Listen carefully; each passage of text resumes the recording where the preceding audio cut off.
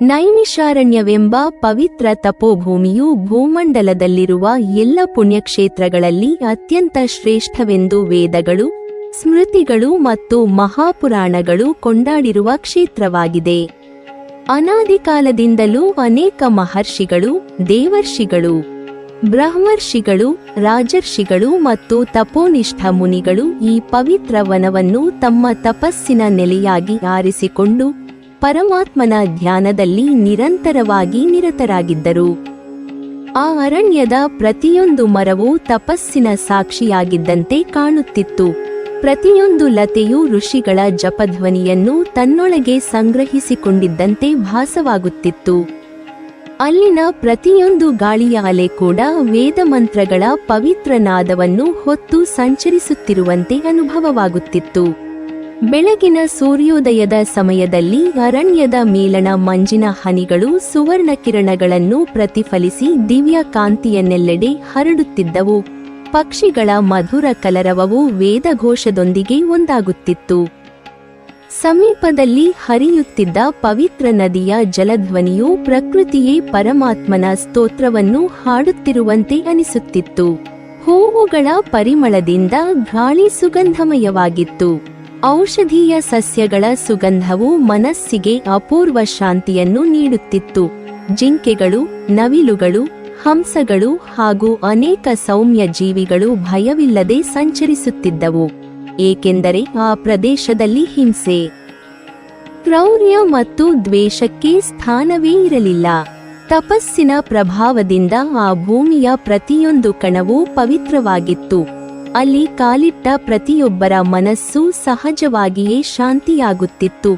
ಭಗವಂತನ ಸ್ಮರಣೆ ಸ್ವಯಂ ಉದಯಿಸುತ್ತಿತ್ತು ಮತ್ತು ಧರ್ಮದ ಮಾರ್ಗದಲ್ಲಿ ನಡೆಯುವ ಸಂಕಲ್ಪ ಮತ್ತಷ್ಟು ದೃಢವಾಗುತ್ತಿತ್ತು.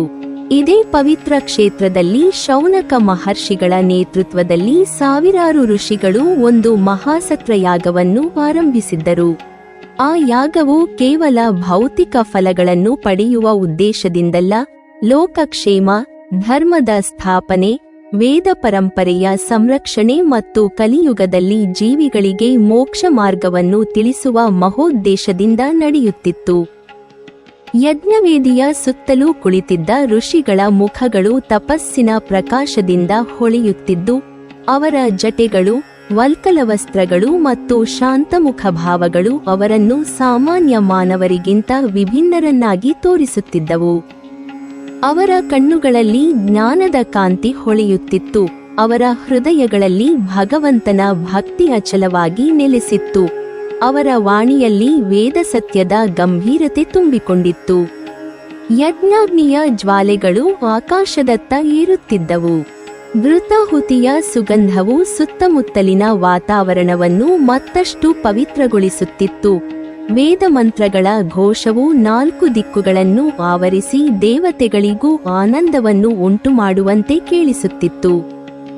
ಯಜ್ಞದಲ್ಲಿ ಭಾಗವಹಿಸಿದ್ದ ಪ್ರತಿಯೊಬ್ಬ ಮುನಿಯೂ ತನ್ನ ಇಂದ್ರಿಯಗಳನ್ನು ಸಂಪೂರ್ಣವಾಗಿ ಜಯಿಸಿಕೊಂಡಿದ್ದನು, ಅಹಂಕಾರವನ್ನು ತ್ಯಜಿಸಿದ್ದನು, ಸತ್ಯವನ್ನು ಜೀವನದ ಉಸಿರಾಗಿಸಿಕೊಂಡಿದ್ದನು ಮತ್ತು ಪರಮಾತ್ಮನ ಚಿಂತನೆಯನ್ನೇ ತನ್ನ ನಿತ್ಯಕರ್ಮವನ್ನಾಗಿ ಮಾಡಿಕೊಂಡಿದ್ದನು. ಆ ಮಹಾಸಭೆಯಲ್ಲಿ ಧರ್ಮ, ಜ್ಞಾನ, ವೈರಾಗ್ಯ ಮತ್ತು ಭಕ್ತಿ ಎಂಬ 4 ಮಹಾಗುಣಗಳು ಮಾನವರ ರೂಪವನ್ನು ಧರಿಸಿ ಕುಳಿತಿರುವಂತೆಯೇ ಕಾಣುತ್ತಿತ್ತು.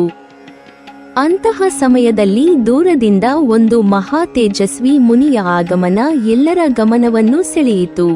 ಅವರು ಲೋಮಹರ್ಷಣ ಮಹರ್ಷಿಗಳ ಪುತ್ರರಾದ ವೇದ, ಇತಿಹಾಸ, ಪುರಾಣ, ಉಪಪುರಾಣ, ಧರ್ಮಶಾಸ್ತ್ರ ಮತ್ತು ಅನೇಕ ಆಧ್ಯಾತ್ಮಿಕ ರಹಸ್ಯಗಳಲ್ಲಿ ಅಪಾರ ಪಾಂಡಿತ್ಯವನ್ನು ಹೊಂದಿದ್ದ, ವಿನಯ, ಜ್ಞಾನ ಮತ್ತು ಭಕ್ತಿಯ ಮೂರ್ತಿಯಾಗಿದ್ದ ಸೂತ ಮಹರ್ಷಿಗಳಾಗಿದ್ದರು. ಅವರ ಮುಖವು ಪೂರ್ಣಚಂದ್ರನಂತೆ ಶಾಂತವಾಗಿತ್ತು. ಕಣ್ಣುಗಳಲ್ಲಿ ಕರುಣೆ ಮತ್ತು ಜ್ಞಾನದ ಪ್ರಕಾಶ ಹೊಳೆಯುತ್ತಿತ್ತು. ಅವರ ನಡೆ ನಿಧಾನವಾಗಿದ್ದರೂ ಗಂಭೀರವಾಗಿತ್ತು. ಅವರ ಸಾನ್ನಿಧ್ಯವೇ ಸಭೆಗೆ ಹೊಸ ತೇಜಸ್ಸನ್ನು ನೀಡಿತು. ಸೂತ ಮಹರ್ಷಿಗಳು ಸಭೆಯ ಸಮೀಪಕ್ಕೆ ಬಂದು ಮೊದಲಿಗೆ ಯಜ್ಞಾಗ್ನಿಗೆ ನಮಸ್ಕಾರ ಸಲ್ಲಿಸಿದರು. ನಂತರ ಶೌನಕಾದಿ ಮಹರ್ಷಿಗಳಿಗೆ ಭಕ್ತಿಪೂರ್ವಕವಾಗಿ ಪ್ರಣಾಮ ಮಾಡಿದರು. ಹಿರಿಯ ಋಷಿಗಳ ಪಾದಗಳಿಗೆ ತಲೆಯನ್ನು ಬಾಗಿ ಅವರ ಆಶೀರ್ವಾದವನ್ನು ಪಡೆದರು. ನಂತರ ವಿನಯದಿಂದ ಒಂದು ಬದಿಯಲ್ಲಿ ಕುಳಿತುಕೊಂಡರು. ಅವರ ವಿನಮ್ರತೆಯನ್ನು ಕಂಡ ಋಷಿಗಳು ಅಪಾರ ಸಂತೋಷಪಟ್ಟರು, ಏಕೆಂದರೆ ನಿಜವಾದ ಜ್ಞಾನವು ಸದಾ ವಿನಯದೊಂದಿಗೆ ಅಲಂಕರಿತವಾಗಿರುತ್ತದೆ ಎಂಬುದನ್ನು ಅವರು ಚೆನ್ನಾಗಿ ತಿಳಿದಿದ್ದರು. ಶೌನಕ ಮಹರ್ಷಿಗಳು ಅವರನ್ನು ಆತ್ಮೀಯವಾಗಿ ಸ್ವಾಗತಿಸಿ ಅರ್ಘ್ಯ, ಪಾದ್ಯ ಮತ್ತು ಯೋಗ್ಯ ಸತ್ಕಾರವನ್ನು ನೆರವೇರಿಸಿದರು. ನಂತರ ಸಭೆಯಲ್ಲಿದ್ದ ಎಲ್ಲ ಮುನಿಗಳು ಒಟ್ಟಾಗಿ ಅವರನ್ನು ಗೌರವದಿಂದ ಉದ್ದೇಶಿಸಿ, ಓ ಮಹಾಭಾಗ ಸೂತ ಮಹರ್ಷಿಗಳೇ, ನೀವು ವ್ಯಾಸಭಗವಾನರಿಂದ ಪ್ರಸಾದವಾಗಿ ಲಭಿಸಿದ ಪುರಾಣ ರಹಸ್ಯಗಳನ್ನು ಸಂಪೂರ್ಣವಾಗಿ ಅರಿತವರಾಗಿದ್ದೀರಿ. ವೇದಗಳ ಅಂತರಾರ್ಥವನ್ನು ತಿಳಿದವರಾಗಿದ್ದೀರಿ. ದೇವತೆಗಳು, ಋಷಿಗಳು ಮತ್ತು ಪೂರ್ವಕಾಲದ ಮಹಾತ್ಮರು ವಿವರಿಸಿದ ಧರ್ಮತತ್ವವನ್ನು ನಮ್ಮ ಮುಂದೆ ಸ್ಪಷ್ಟವಾಗಿ ನಿರೂಪಿಸಲು ಸಮರ್ಥರಾಗಿದ್ದೀರಿ. ಈ ಕಲಿಯುಗದಲ್ಲಿ ಮಾನವರು ಅಲ್ಪಾಯುಷ್ಯರು, ಅಲ್ಪಸ್ಮರಣ ಶಕ್ತಿಯುಳ್ಳವರು, ಅನೇಕ ದುಃಖಗಳಿಂದ ಪೀಡಿತರಾದವರು ಮತ್ತು ಧರ್ಮದ ನಿಜಸ್ವರೂಪವನ್ನು ಅರಿಯಲು ಅಸಮರ್ಥರಾಗಿದ್ದಾರೆ. ಆದ್ದರಿಂದ ಅವರಿಗೆ ಸುಲಭವಾಗಿ ಗ್ರಹಿಸಬಹುದಾದ ರೀತಿಯಲ್ಲಿ ಧರ್ಮ, ಕಾಲಚಕ್ರ, ಯುಗಗಳ ಸ್ವಭಾವ, ಭರತವರ್ಷದ ಮಹಿಮೆ, ಹೈಮವತ ವರ್ಷದ ಪಾವಿತ್ರ್ಯ, ಹರಿವರ್ಷದ ದಿವ್ಯತೆ, ಜೀವಿಗಳ ಆಯು ಪ್ರಮಾಣ, ಬಲ, ಶುಭಾಶುಭ ಫಲಗಳು, ಭೂತ, ವರ್ತಮಾನ ಮತ್ತು ಭವಿಷ್ಯದ ಸ್ಥಿತಿಗಳು ಹಾಗೂ ಭಗವಂತನ ಭಕ್ತಿಯಿಂದ ಮೋಕ್ಷವನ್ನು ಪಡೆಯುವ ಮಾರ್ಗವನ್ನು ನಮಗೆ ವಿವರವಾಗಿ ತಿಳಿಸಿರಿ ಎಂದು ಪ್ರಾರ್ಥಿಸಿದರು. ಸಭೆಯಲ್ಲಿದ್ದ ಎಲ್ಲ ಮುನಿಗಳು ಆ ವಿನಂತಿಯನ್ನು ಹೃದಯಪೂರ್ವಕವಾಗಿ ಅಂಗೀಕರಿಸಿ ತಮ್ಮ ಮನಸ್ಸನ್ನು ಏಕಾಗ್ರಗೊಳಿಸಿ ಇಂದ್ರಿಯಗಳನ್ನು ನಿಯಂತ್ರಿಸಿ ಭಕ್ತಿಭಾವದಿಂದ ಸೂತ ಮಹರ್ಷಿಗಳತ್ತ ದೃಷ್ಟಿ ಹರಿಸಿದರು. ಆ ಕ್ಷಣದಲ್ಲಿ ಯಜ್ಞಾಗ್ನಿಯ ಜ್ವಾಲೆಗಳು ಇನ್ನಷ್ಟು ಪ್ರಕಾಶಮಾನವಾಗಿ ಕಾಣಿಸಿದವು. ಗಾಳಿ ಮೃದುವಾಗಿ ಬೀಸಿತು.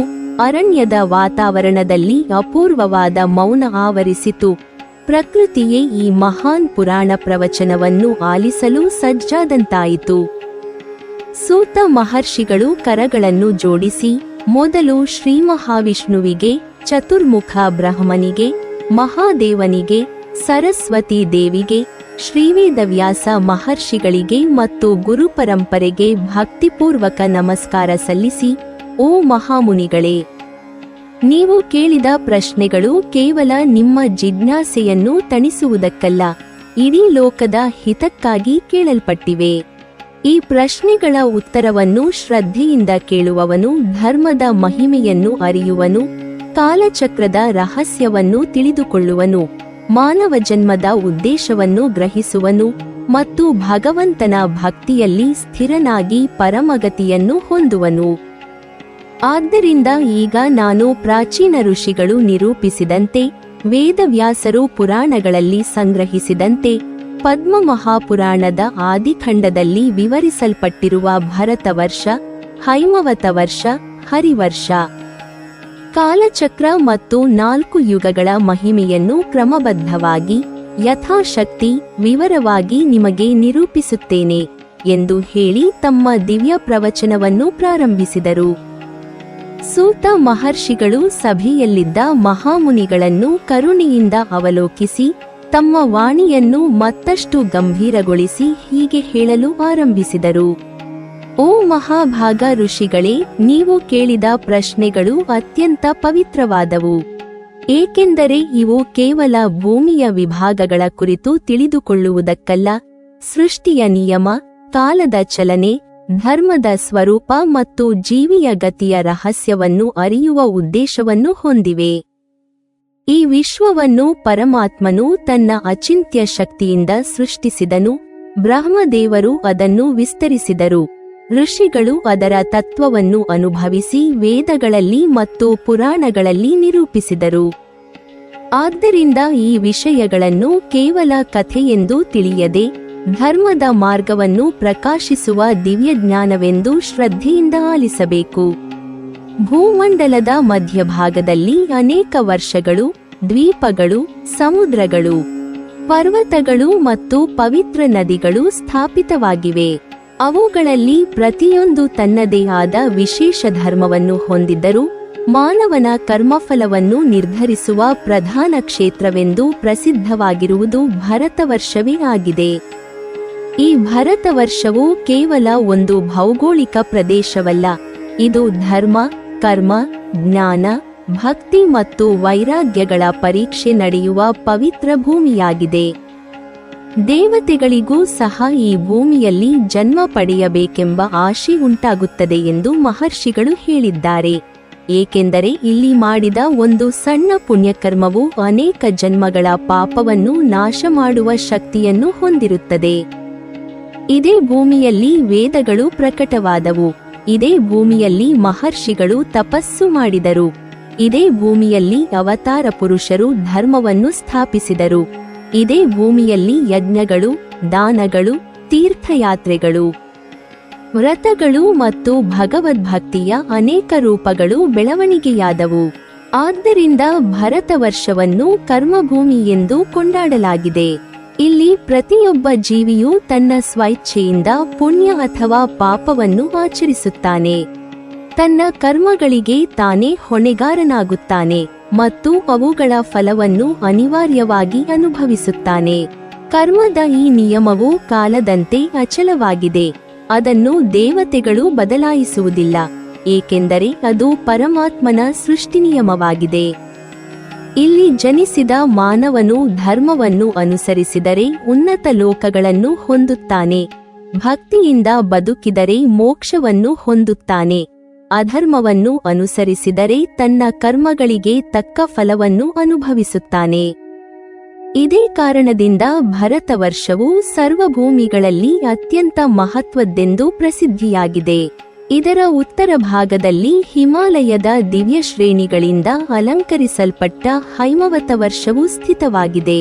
ಹಿಮದಿಂದ ಆವೃತವಾಗಿರುವ ಮಹಾಪರ್ವತಗಳು, ಸ್ಫಟಿಕದಂತೆ ನಿರ್ಮಲವಾಗಿ ಹರಿಯುವ ನದಿಗಳು, ಸುಗಂಧಮಯ ಔಷಧೀಯ ವನಗಳು, ದಿವ್ಯ ಮುನಿಗಳ ಆಶ್ರಮಗಳು ಮತ್ತು ದೇವತೆಗಳ ಸಂಚಾರದಿಂದ ಆ ಪ್ರದೇಶವು ಅಪೂರ್ವ ಪಾವಿತ್ರ್ಯವನ್ನು ಹೊಂದಿದೆ. ಅಲ್ಲಿ ತಪಸ್ಸು ಕೇವಲ ಒಂದು ಆಚರಣೆಯಲ್ಲ, ಅದು ಜೀವನದ ಉಸಿರಾಗಿದೆ. ಅನೇಕ ಮಹರ್ಷಿಗಳು ಯುಗಯುಗಗಳಿಂದ ಅಲ್ಲಿಯೇ ಧ್ಯಾನದಲ್ಲಿ ನಿರತರಾಗಿ ಬ್ರಹ್ಮ ಸಾಕ್ಷಾತ್ಕಾರವನ್ನು ಪಡೆದಿದ್ದಾರೆ. ಅಲ್ಲಿ ಪ್ರಕೃತಿಯೇ ಯೋಗಕ್ಕೆ ಅನುಕೂಲವಾಗಿದ್ದು, ಗಾಳಿಯ ಶೀತಲತೆ ಮನಸ್ಸನ್ನು ಶಾಂತಗೊಳಿಸುತ್ತದೆ. ನದಿಗಳ ಕಲಕಲ ಧ್ವನಿ ಧ್ಯಾನವನ್ನು ಗಾಢಗೊಳಿಸುತ್ತದೆ. ಪರ್ವತಗಳ ಮೌನವು ಆತ್ಮಜ್ಞಾನಕ್ಕೆ ಪ್ರೇರಣೆಯಾಗುತ್ತದೆ. ಹೈಮವತ ವರ್ಷದಲ್ಲಿ ವಾಸಿಸುವವರು ಸಾಮಾನ್ಯವಾಗಿ ಭೌತಿಕ ಸುಖಗಳಿಗಿಂತ ಆಧ್ಯಾತ್ಮಿಕ ಸಾಧನೆಗೆ ಹೆಚ್ಚಿನ ಮಹತ್ವವನ್ನು ನೀಡುತ್ತಾರೆ. ಅವರ ಮನಸ್ಸು ದೇವಸ್ಮರಣೆಯಲ್ಲಿ ಸ್ಥಿರವಾಗಿರುತ್ತದೆ. ಅವರ ಜೀವನ ಸರಳವಾಗಿರುತ್ತದೆ. ಅವರ ಆಶಯ ಲೋಕಹಿತವಾಗಿರುತ್ತದೆ ಮತ್ತು ಅವರ ಸಾಧನೆಯ ಗುರಿ ಪರಮಸತ್ಯದ ಅನುಭವವಾಗಿರುತ್ತದೆ. ಈ ಕಾರಣದಿಂದಲೇ ಹೈಮವತ ವರ್ಷವನ್ನು ತಪೋಭೂಮಿ ಎಂದು ಕೊಂಡಾಡಲಾಗಿದೆ. ಆದರೆ ಓ ಮುನಿಶ್ರೇಷ್ಠರೇ, ಹೈಮವತ ವರ್ಷಕ್ಕಿಂತಲೂ ಶ್ರೇಷ್ಠವಾದ ಪ್ರದೇಶವೆಂದು ಹರಿವರ್ಷವನ್ನು ಮಹಾಪುರಾಣಗಳು ವರ್ಣಿಸುತ್ತವೆ. ಹರಿವರ್ಷವೆಂದರೆ ಭಗವಾನ್ ಶ್ರೀಹರಿಯ ಕೃಪೆಯು ಸದಾ ಹರಿದುಕೊಂಡೇ ಇರುವ ದಿವ್ಯಭೂಮಿ. ಅಲ್ಲಿ ಭಕ್ತಿಯು ಕೇವಲ ಆಚರಣೆಯಲ್ಲ, ಅದು ಪ್ರತಿಯೊಬ್ಬ ಜೀವಿಯ ಸ್ವಭಾವವಾಗಿದೆ. ಅಲ್ಲಿ ಜನರು ಪರಸ್ಪರ ದ್ವೇಷ, ಅಸೂಯೆ ಮತ್ತು ಅಹಂಕಾರಗಳಿಂದ ದೂರವಿದ್ದು ಸಮತ್ವಭಾವದಿಂದ ಬದುಕುತ್ತಾರೆ. ಅವರ ಪ್ರತಿಯೊಂದು ಉಸಿರು ಭಗವನ್ನಾಮದ ಸ್ಮರಣೆಯಿಂದ ತುಂಬಿರುತ್ತದೆ. ಅವರ ಪ್ರತಿಯೊಂದು ಕಾರ್ಯವೂ ಭಗವಂತನಿಗೆ ಸಮರ್ಪಿತವಾಗಿರುತ್ತದೆ. ಅವರ ಪ್ರತಿಯೊಂದು ಚಿಂತನೆಯೂ ಲೋಕಕ್ಷೇಮದತ್ತ ಮುಖ ಮಾಡಿರುತ್ತದೆ. ಹರಿವರ್ಷದಲ್ಲಿ ಧರ್ಮವು ಯಾರಿಂದಲೂ ಬಲವಂತವಾಗಿ ಪಾಲಿಸಲಾಗುವುದಿಲ್ಲ. ಅದು ಜನರ ಅಂತರಂಗದಿಂದಲೇ ಸಹಜವಾಗಿ ಪ್ರಕಾಶಿಸುತ್ತದೆ. ಅಲ್ಲಿನ ನದಿಗಳು ಪವಿತ್ರತೆಯ ಸಂಕೇತಗಳಾಗಿವೆ. ಪರ್ವತಗಳು ಸ್ಥೈರ್ಯದ ಪ್ರತೀಕಗಳಾಗಿವೆ. ವನಗಳು ಶಾಂತಿಯ ಆಶ್ರಯಗಳಾಗಿವೆ ಮತ್ತು ಜೀವಿಗಳೆಲ್ಲರೂ ಪರಸ್ಪರ ಸ್ನೇಹ ಭಾವದಿಂದ ವರ್ತಿಸುತ್ತಾರೆ. ಅಲ್ಲಿ ಭಕ್ತಿಯ ಮಾರ್ಗವು ಸುಲಭವಾಗಿದೆ, ಆತ್ಮಜ್ಞಾನವು ಸ್ಪಷ್ಟವಾಗಿದೆ ಮತ್ತು ಮೋಕ್ಷದ ಸಾಧನೆಯು ವೇಗವಾಗಿ ಫಲಿಸುತ್ತದೆ ಎಂದು ಪುರಾತನ ಮಹರ್ಷಿಗಳು ಹೇಳಿದ್ದಾರೆ.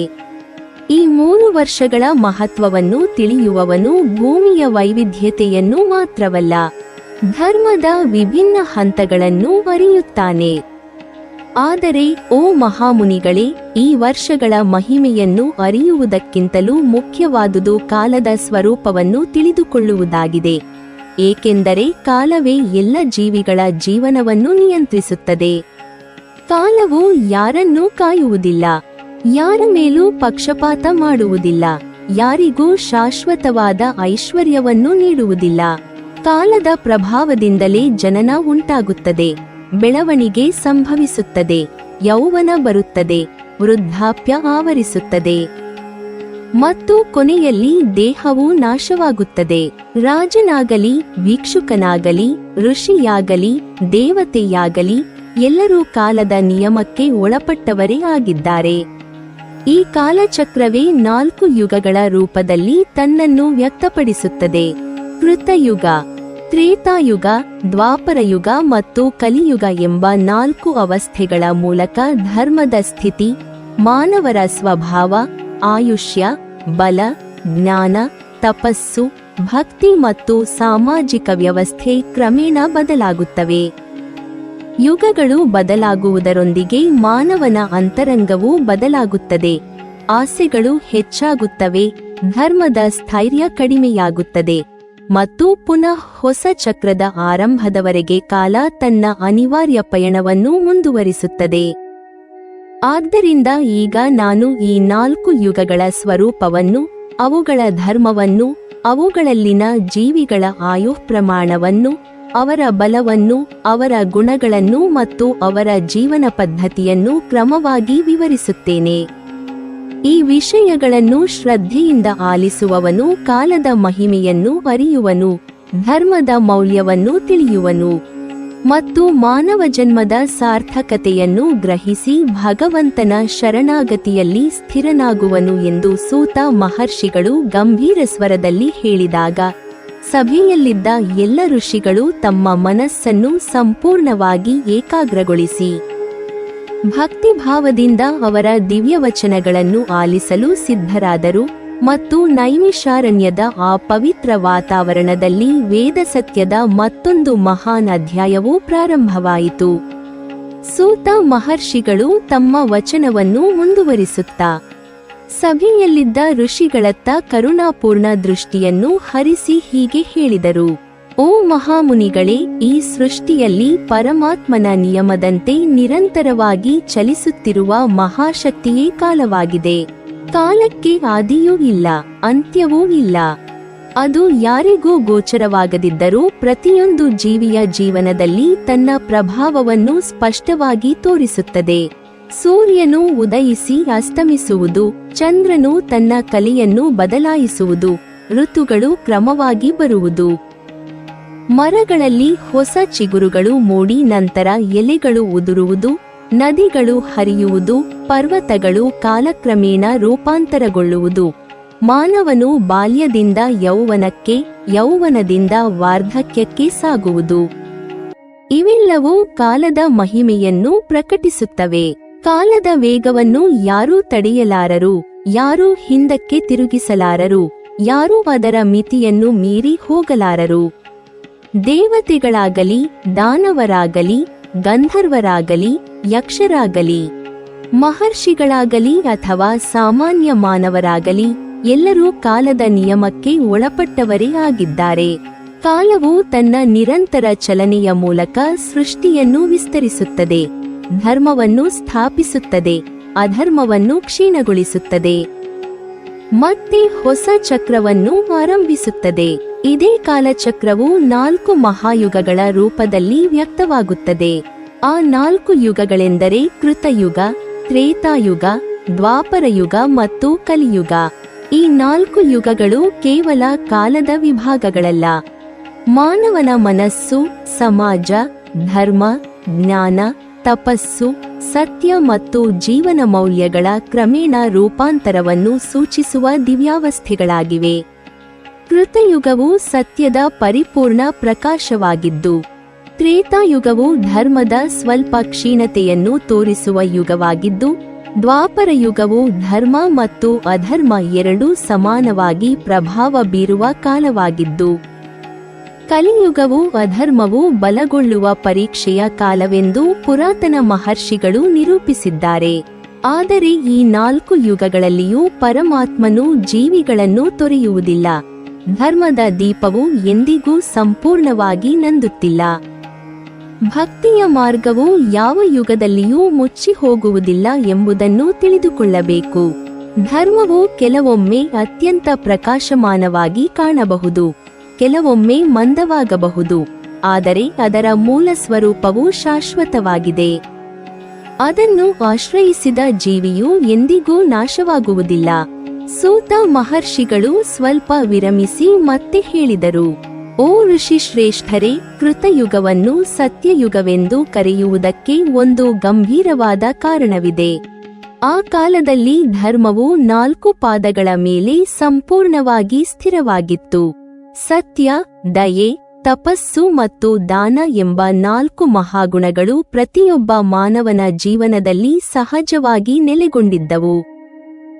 ಜನರು ಸತ್ಯವನ್ನು ಪಾಲಿಸಲು ವಿಶೇಷ ಪ್ರಯತ್ನ ಮಾಡಬೇಕಾಗಿರಲಿಲ್ಲ, ಏಕೆಂದರೆ ಅವರ ಸ್ವಭಾವವೇ ಸತ್ಯಮಯವಾಗಿತ್ತು.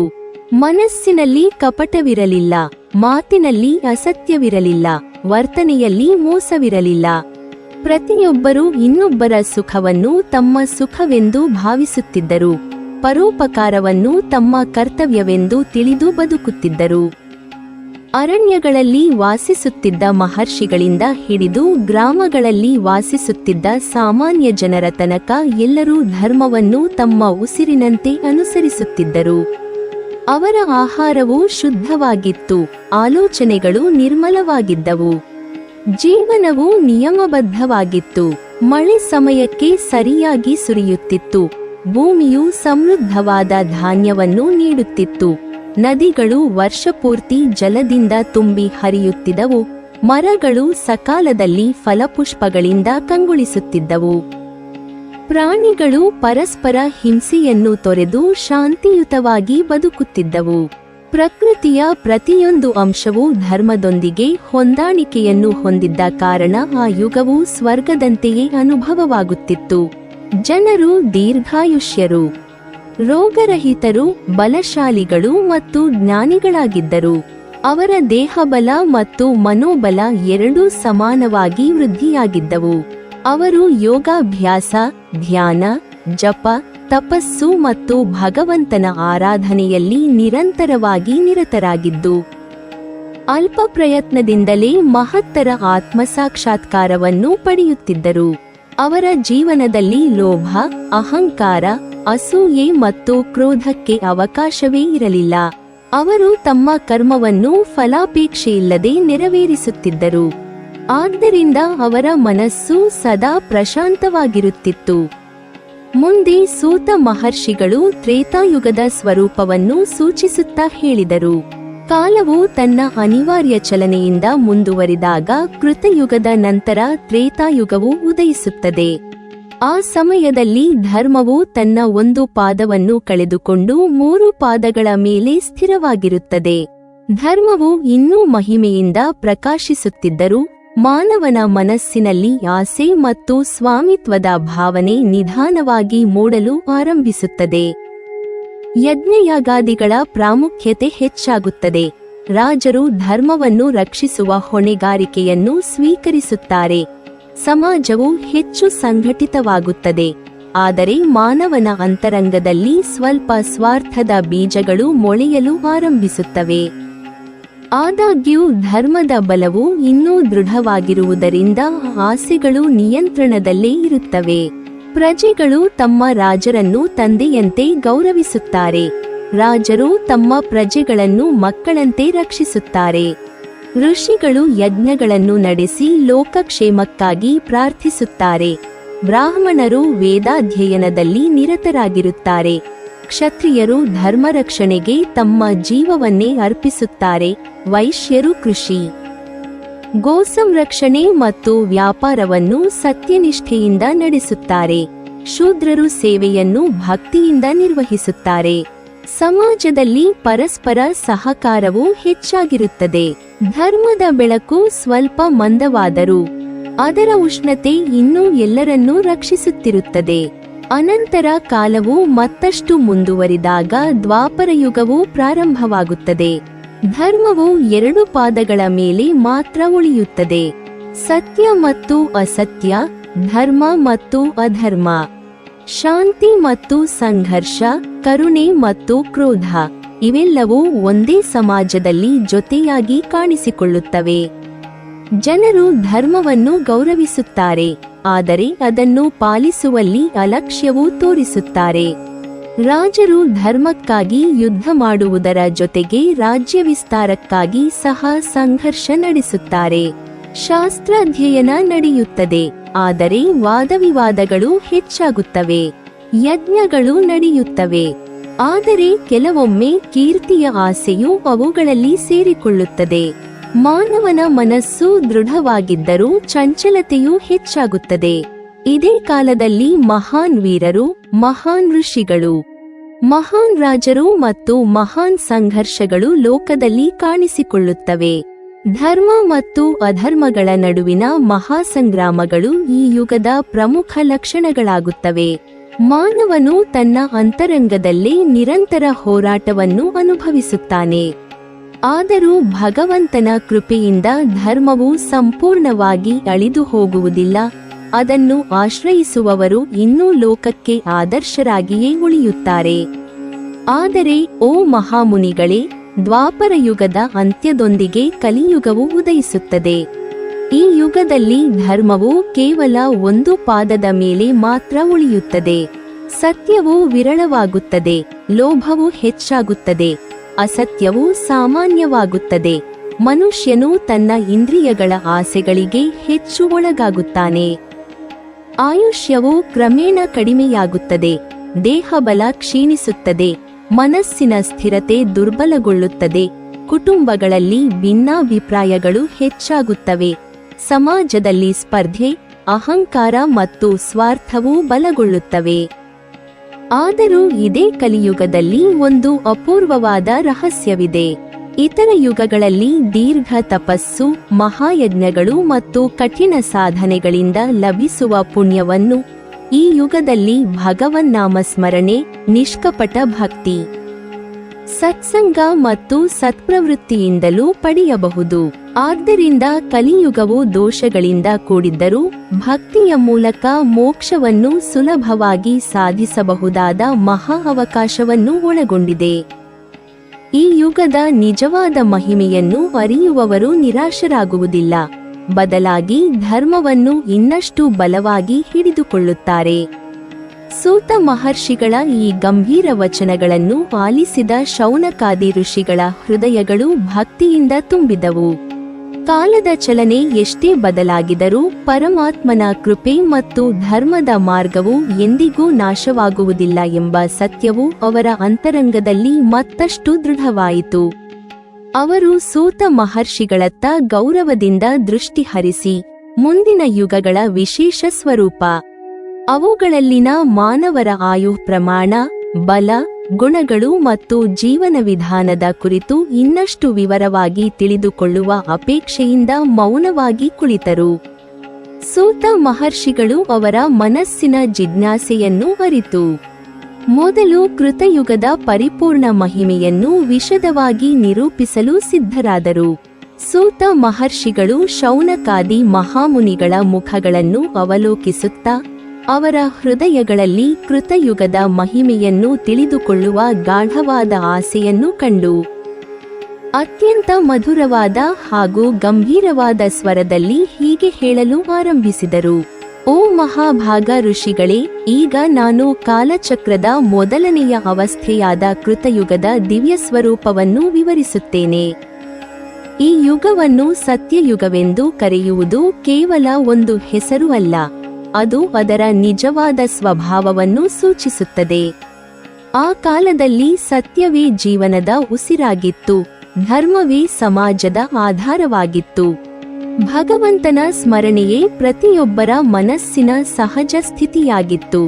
ಮಾನವರು ಧರ್ಮವನ್ನು ಕಲಿಯಬೇಕಾಗಿರಲಿಲ್ಲ, ಏಕೆಂದರೆ ಧರ್ಮವು ಅವರ ಹೃದಯದಲ್ಲಿ ಜನ್ಮಜಾತವಾಗಿ ನೆಲೆಸಿತ್ತು. ಅವರು ಸತ್ಯವನ್ನು ಹೇಳಲು ಪ್ರಯತ್ನಿಸಬೇಕಾಗಿರಲಿಲ್ಲ, ಏಕೆಂದರೆ ಅಸತ್ಯವೆಂಬುದು ಅವರ ಮನಸ್ಸಿನಲ್ಲಿಯೇ ಉದಯಿಸುವುದಿಲ್ಲ. ಅವರ ಜೀವನವು ಪ್ರಕೃತಿಯೊಂದಿಗೆ ಸಂಪೂರ್ಣ ಸಾಮರಸ್ಯವನ್ನು ಹೊಂದಿತ್ತು. ಅವರ ಚಿಂತನೆಗಳು ಶುದ್ಧವಾಗಿದ್ದವು, ಅವರ ಮಾತುಗಳು ಮಧುರವಾಗಿದ್ದವು, ಅವರ ಕರ್ಮಗಳು ಲೋಕಹಿತವನ್ನು ಉದ್ದೇಶಿಸಿದ್ದವು ಮತ್ತು ಅವರ ಪ್ರತಿಯೊಂದು ಉಸಿರು ಪರಮಾತ್ಮನ ಸ್ಮರಣೆಯಿಂದ ಪವಿತ್ರವಾಗಿತ್ತು. ಆ ಯುಗದಲ್ಲಿ ಧರ್ಮವು 4 ಪಾದಗಳ ಮೇಲೆ ಸ್ಥಿರವಾಗಿ ನಿಂತಿದ್ದ ಕಾರಣ ಯಾವುದೇ ವಿಧವಾದ ಅಧರ್ಮವು ಸಮಾಜದಲ್ಲಿ ಪ್ರಾಬಲ್ಯ ಪಡೆಯಲು ಸಾಧ್ಯವಾಗುತ್ತಿರಲಿಲ್ಲ. ಸತ್ಯ, ದಯೆ, ತಪಸ್ಸು ಮತ್ತು ದಾನ ಎಂಬ 4 ಮಹಾಧರ್ಮಗಳು ಎಲ್ಲರ ಜೀವನದಲ್ಲಿಯೂ ಸಮಾನವಾಗಿ ಪ್ರಕಾಶಿಸುತ್ತಿದ್ದವು. ಮಾನವನ ಮನಸ್ಸು ನಿರ್ಮಲವಾದ ಸರೋವರದ ನೀರಿನಂತೆ ಶಾಂತವಾಗಿತ್ತು. ಅಲ್ಲಿ ಕಾಮ, ಕ್ರೋಧ, ಲೋಭ, ಮೋಹ, ಮದ ಮತ್ತು ಮತ್ಸರಗಳ ಅಲೆಗಳು ಉದ್ಭವಿಸುವುದೇ ಅಪರೂಪವಾಗಿತ್ತು.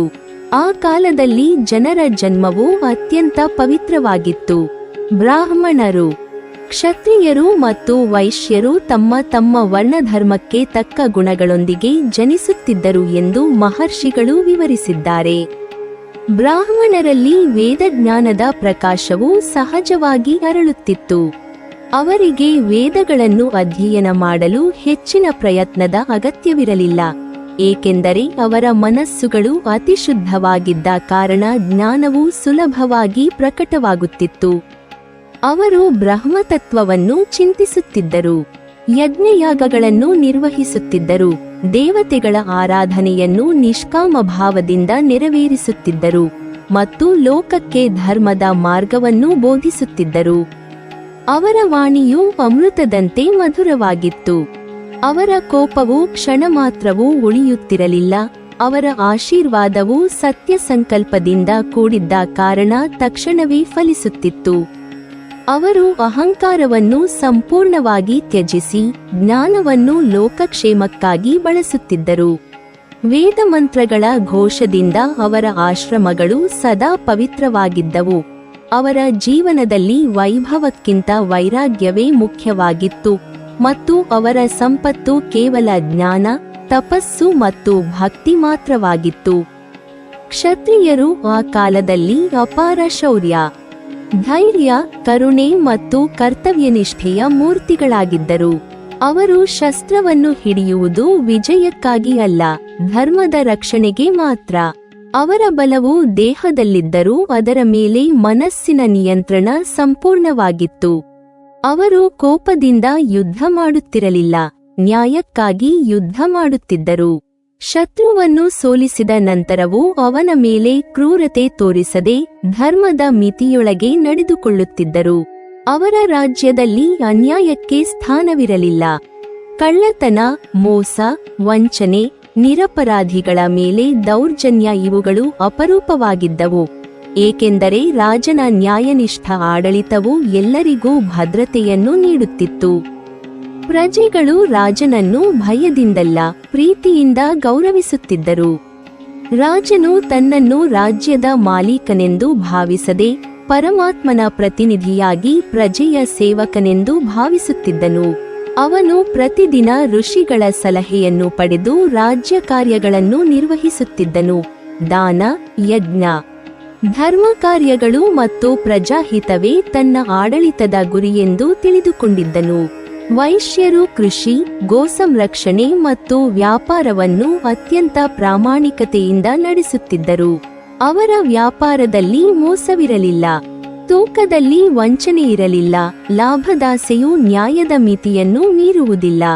ಅವರು ಭೂಮಿಯನ್ನು ತಾಯಿಯಂತೆ ಪೂಜಿಸುತ್ತಿದ್ದರು, ಗೋವುಗಳನ್ನು ಧರ್ಮದ ಸಂಕೇತವೆಂದು ಗೌರವಿಸುತ್ತಿದ್ದರು ಮತ್ತು ಸಂಪತ್ತನ್ನು ಕೇವಲ ವೈಯಕ್ತಿಕ ಸುಖಕ್ಕಾಗಿ ಅಲ್ಲ, ಸಮಾಜದ ಹಿತಕ್ಕಾಗಿ ಬಳಸುತ್ತಿದ್ದರು. ಅನ್ನದಾನ, ಗೋದಾನ ಮತ್ತು ಧರ್ಮ ಕಾರ್ಯಗಳಲ್ಲಿ ಅವರು ಸದಾ ಮುಂದಿರುತ್ತಿದ್ದರು. ಅವರ ಮನೆಗಳಲ್ಲಿ ಅತಿಥಿ ಬಂದರೆ ದೇವರೇ ಬಂದಂತೆ ಸತ್ಕರಿಸಲಾಗುತ್ತಿತ್ತು. ದಾನವನ್ನು ನೀಡುವಾಗ ಪ್ರತಿಫಲದ ಆಸೆ ಇರಲಿಲ್ಲ. ಬಡವರನ್ನು ಸಹಾಯ ಮಾಡುವಾಗ ಅಹಂಕಾರವಿರಲಿಲ್ಲ. ಧನವು ಅವರ ಕೈಯಲ್ಲಿದ್ದರೂ ಮನಸ್ಸು ಅದಕ್ಕೆ ಬಂಧಿಯಾಗಿರಲಿಲ್ಲ. ಆ ಕಾಲದ ಸಮಾಜದಲ್ಲಿ ಪರಸ್ಪರ ಅಸೂಯೆ ಎಂಬುದು ಬಹುತೇಕ ಕಾಣಿಸಿಕೊಳ್ಳುತ್ತಿರಲಿಲ್ಲ. ಒಬ್ಬನು ಇನ್ನೊಬ್ಬನ ಯಶಸ್ಸನ್ನು ಕಂಡು ಸಂತೋಷಪಡುವನು, ಇನ್ನೊಬ್ಬನ ಧರ್ಮಾಚರಣೆಯನ್ನು ನೋಡಿ ಪ್ರೇರಣೆ ಪಡೆಯುವನು, ಜ್ಞಾನಿಯನ್ನು ನೋಡಿ ಗೌರವಿಸುವನು, ತಪಸ್ವಿಯನ್ನು ನೋಡಿ ಭಕ್ತಿಯಿಂದ ನಮಸ್ಕರಿಸುವನು. ಯಾರೂ ಇನ್ನೊಬ್ಬರ ಸಂಪತ್ತನ್ನು ಅಪೇಕ್ಷಿಸುತ್ತಿರಲಿಲ್ಲ. ಯಾರೂ ಪರರ ಪತ್ನಿಯ ಕಡೆ ದುಷ್ಟದೃಷ್ಟಿ ಹರಿಸುತ್ತಿರಲಿಲ್ಲ. ಯಾರೂ ಪರನ ಹಾನಿಯನ್ನು ಬಯಸುತ್ತಿರಲಿಲ್ಲ. ಎಲ್ಲರೂ ತಮ್ಮ ತಮ್ಮ ಕರ್ತವ್ಯವನ್ನು ಪರಮಾತ್ಮನ ಸೇವೆಯೆಂದು ಭಾವಿಸಿ ನಿಷ್ಠೆಯಿಂದ ನಿರ್ವಹಿಸುತ್ತಿದ್ದರು. ಕುಟುಂಬಗಳಲ್ಲಿ ಹಿರಿಯರಿಗೆ ಗೌರವವಿತ್ತು, ಮಕ್ಕಳಿಗೆ ಪ್ರೀತಿ ಇತ್ತು, ಗುರುಗಳಿಗೆ ಭಕ್ತಿ ಇತ್ತು, ಅತಿಥಿಗಳಿಗೆ ಸತ್ಕಾರ ಇತ್ತು. ಪತಿ ಪತ್ನಿಯರು ಪರಸ್ಪರ ಧರ್ಮಸಹಚರರಾಗಿದ್ದರು. ಸ್ವಾರ್ಥದ ಸಂಬಂಧದಿಂದಲ್ಲ, ಧರ್ಮದ ಬಂಧದಿಂದ ಜೀವನವನ್ನು ಸಾಗಿಸುತ್ತಿದ್ದರು. ಓ ಮಹಾಮುನಿಗಳೇ, ಕೃತಯುಗದಲ್ಲಿ ಪ್ರಕೃತಿಯು ಧರ್ಮವನ್ನು ಅನುಸರಿಸುತ್ತಿತ್ತು. ಮಳೆ ಸರಿಯಾದ ಸಮಯದಲ್ಲಿ ಸುರಿಯುತ್ತಿತ್ತು, ಬೆಳೆಗಳು ಸಮೃದ್ಧಿಯಾಗಿ ಬೆಳೆಯುತ್ತಿದ್ದವು, ನದಿಗಳು ಎಂದಿಗೂ ಒಣಗುತ್ತಿರಲಿಲ್ಲ, ವನಗಳು ಸದಾ ಹಸಿರಿನಿಂದ ಕಂಗೊಳಿಸುತ್ತಿದ್ದವು. ಹೂವುಗಳು ಸುಗಂಧದಿಂದ ಅರಳುತ್ತಿದ್ದವು, ಫಲಗಳು ಸಿಹಿಯಾಗಿದ್ದವು, ಔಷಧೀಯ ಸಸ್ಯಗಳು ಅಪಾರ ಶಕ್ತಿಯನ್ನು ಹೊಂದಿದ್ದವು, ರೋಗಗಳು ವಿರಳವಾಗಿದ್ದವು, ದುರ್ಭಿಕ್ಷವು ತಿಳಿದಿರಲಿಲ್ಲ. ಭೂಮಿಯು ಎಲ್ಲ ಜೀವಿಗಳಿಗೆ ಸಮಾನವಾಗಿ ತನ್ನ ಸಂಪತ್ತನ್ನು ನೀಡುತ್ತಿತ್ತು. ಗಾಳಿ ಶುದ್ಧವಾಗಿತ್ತು, ನೀರು ನಿರ್ಮಲವಾಗಿತ್ತು, ವಾತಾವರಣವು ಮನಸ್ಸಿಗೆ ಶಾಂತಿಯನ್ನು ನೀಡುತ್ತಿತ್ತು. ಸೂರ್ಯನು ತನ್ನ ತಾಪವನ್ನು ಸಮತೋಲನದಿಂದ ಹರಡುತ್ತಿದ್ದನು, ಚಂದ್ರನು ತನ್ನ ಶೀತಲ ಕಿರಣಗಳಿಂದ ಜೀವಿಗಳಿಗೆ ನೆಮ್ಮದಿಯನ್ನು ನೀಡುತ್ತಿದ್ದನು. ಪ್ರಾಣಿಗಳು ಸಹ ಪರಸ್ಪರ ಸಾಮಸ್ಯದಿಂದ ಬದುಕುತ್ತಿದ್ದವು. ಹಿಂಸ್ರ ಪ್ರಾಣಿಗಳಲ್ಲಿಯೂ ಅನಗತ್ಯ ಕ್ರೌರ್ಯವು ಕಡಿಮೆಯಾಗಿತ್ತು. ಪ್ರಕೃತಿಯ ಈ ಸಮತೋಲನವೇ ಆ ಯುಗದ ಧರ್ಮಬಲದ ಪ್ರತಿಫಲವಾಗಿತ್ತು. ಸೂತ ಮಹರ್ಷಿಗಳು ಮತ್ತಷ್ಟು ವಿವರಿಸುತ್ತಾ ಹೇಳಿದರು. ಆ ಯುಗದಲ್ಲಿ ಮಾನವರ ಆಯುಷ್ಯವು ದೀರ್ಘವಾಗಿತ್ತು. ಅವರು ಸಾವಿರಾರು ವರ್ಷಗಳ ಕಾಲ ಆರೋಗ್ಯದಿಂದ ಬದುಕುತ್ತಿದ್ದರು. ದೇಹವು ಬಲಿಷ್ಠವಾಗಿತ್ತು, ಇಂದ್ರಿಯಗಳು ನಿಯಂತ್ರಿತವಾಗಿದ್ದವು, ಮನಸ್ಸು ಸ್ಥಿರವಾಗಿತ್ತು, ಸ್ಮರಣ ಶಕ್ತಿ ಅಪಾರವಾಗಿತ್ತು. ಅವರು ವೇದಗಳನ್ನು ಒಮ್ಮೆ ಕೇಳಿದರೆ ಸಾಕು, ಅವುಗಳನ್ನು ಮರೆಯುವುದಿಲ್ಲ. ಧ್ಯಾನದಲ್ಲಿ ಕುಳಿತರೆ ದೀರ್ಘಕಾಲ ಅಚಲವಾಗಿ ಉಳಿಯುತ್ತಿದ್ದರು. ತಪಸ್ಸು ಅವರಿಗೆ ಕಷ್ಟಕರವಾಗಿರಲಿಲ್ಲ, ಅದು ಅವರ ಸಹಜ ಸ್ವಭಾವವಾಗಿತ್ತು. ಯೋಗ ಸಾಧನೆಯ ಮೂಲಕ ಅವರು ಮನಸ್ಸಿನ ಚಂಚಲತೆಯನ್ನು ಸಂಪೂರ್ಣವಾಗಿ ಜಯಿಸುತ್ತಿದ್ದರು. ಅವರ ಮುಖದಲ್ಲಿ ತೇಜಸ್ಸು ಹೊಳೆಯುತ್ತಿತ್ತು, ಕಣ್ಣುಗಳಲ್ಲಿ ಕರುಣೆ ತುಂಬಿಕೊಂಡಿತ್ತು, ಮಾತಿನಲ್ಲಿ ಮಧುರತೆ ಇತ್ತು, ಹೃದಯದಲ್ಲಿ ಸಮದೃಷ್ಟಿ ನೆಲೆಸಿತ್ತು. ಅವರ ಜೀವನವೇ ಒಂದು ನಿರಂತರ ಯಜ್ಞದಂತಿತ್ತು, ಅಲ್ಲಿ ಪ್ರತಿಯೊಂದು ಉಸಿರು ಪರಮಾತ್ಮನಿಗೆ ಅರ್ಪಿತವಾಗುತ್ತಿತ್ತು. ಈ ರೀತಿಯಾಗಿ ಸೂತ ಮಹರ್ಷಿಗಳು ಕೃತಯುಗದ ಆರಂಭಿಕ ಮಹಿಮೆಯನ್ನು ವಿವರಿಸುತ್ತಿದ್ದಾಗ ಸಭೆಯಲ್ಲಿದ್ದ ಋಷಿಗಳ ಮನಸ್ಸಿನಲ್ಲಿ ಆ ಸತ್ಯಯುಗದ ದಿವ್ಯಚಿತ್ರವು ಜೀವಂತವಾಗಿ ಮೂಡಿಬಂದಿತು. ಅವರು ಆ ಯುಗದ ಪಾವಿತ್ರ್ಯವನ್ನು ಮನಸ್ಸಿನಲ್ಲಿ ಅನುಭವಿಸುತ್ತಾ ಮುಂದಿನ ವಿವರಣೆಯನ್ನು ಇನ್ನಷ್ಟು ಶ್ರದ್ಧೆಯಿಂದ ಆಲಿಸಲು ಸಿದ್ಧರಾದರು. ಮುಂದಿನ ಭಾಗದಲ್ಲಿ ಸೂತ ಮಹರ್ಷಿಗಳು ಕೃತಯುಗದ ಜನರ ದೈನಂದಿನ ಜೀವನ, ತಪಸ್ಸು, ಯಜ್ಞಗಳು, ಬಲಿಚಕ್ರವರ್ತಿಯಂತಹ ಧರ್ಮಾತ್ಮ ರಾಜರ ಉದಯ ಮತ್ತು ಆ ಯುಗದ ಪರಿಪೂರ್ಣ ಧರ್ಮ ವ್ಯವಸ್ಥೆಯನ್ನು ಇನ್ನಷ್ಟು ವಿಶದವಾಗಿ ನಿರೂಪಿಸುತ್ತಾರೆ.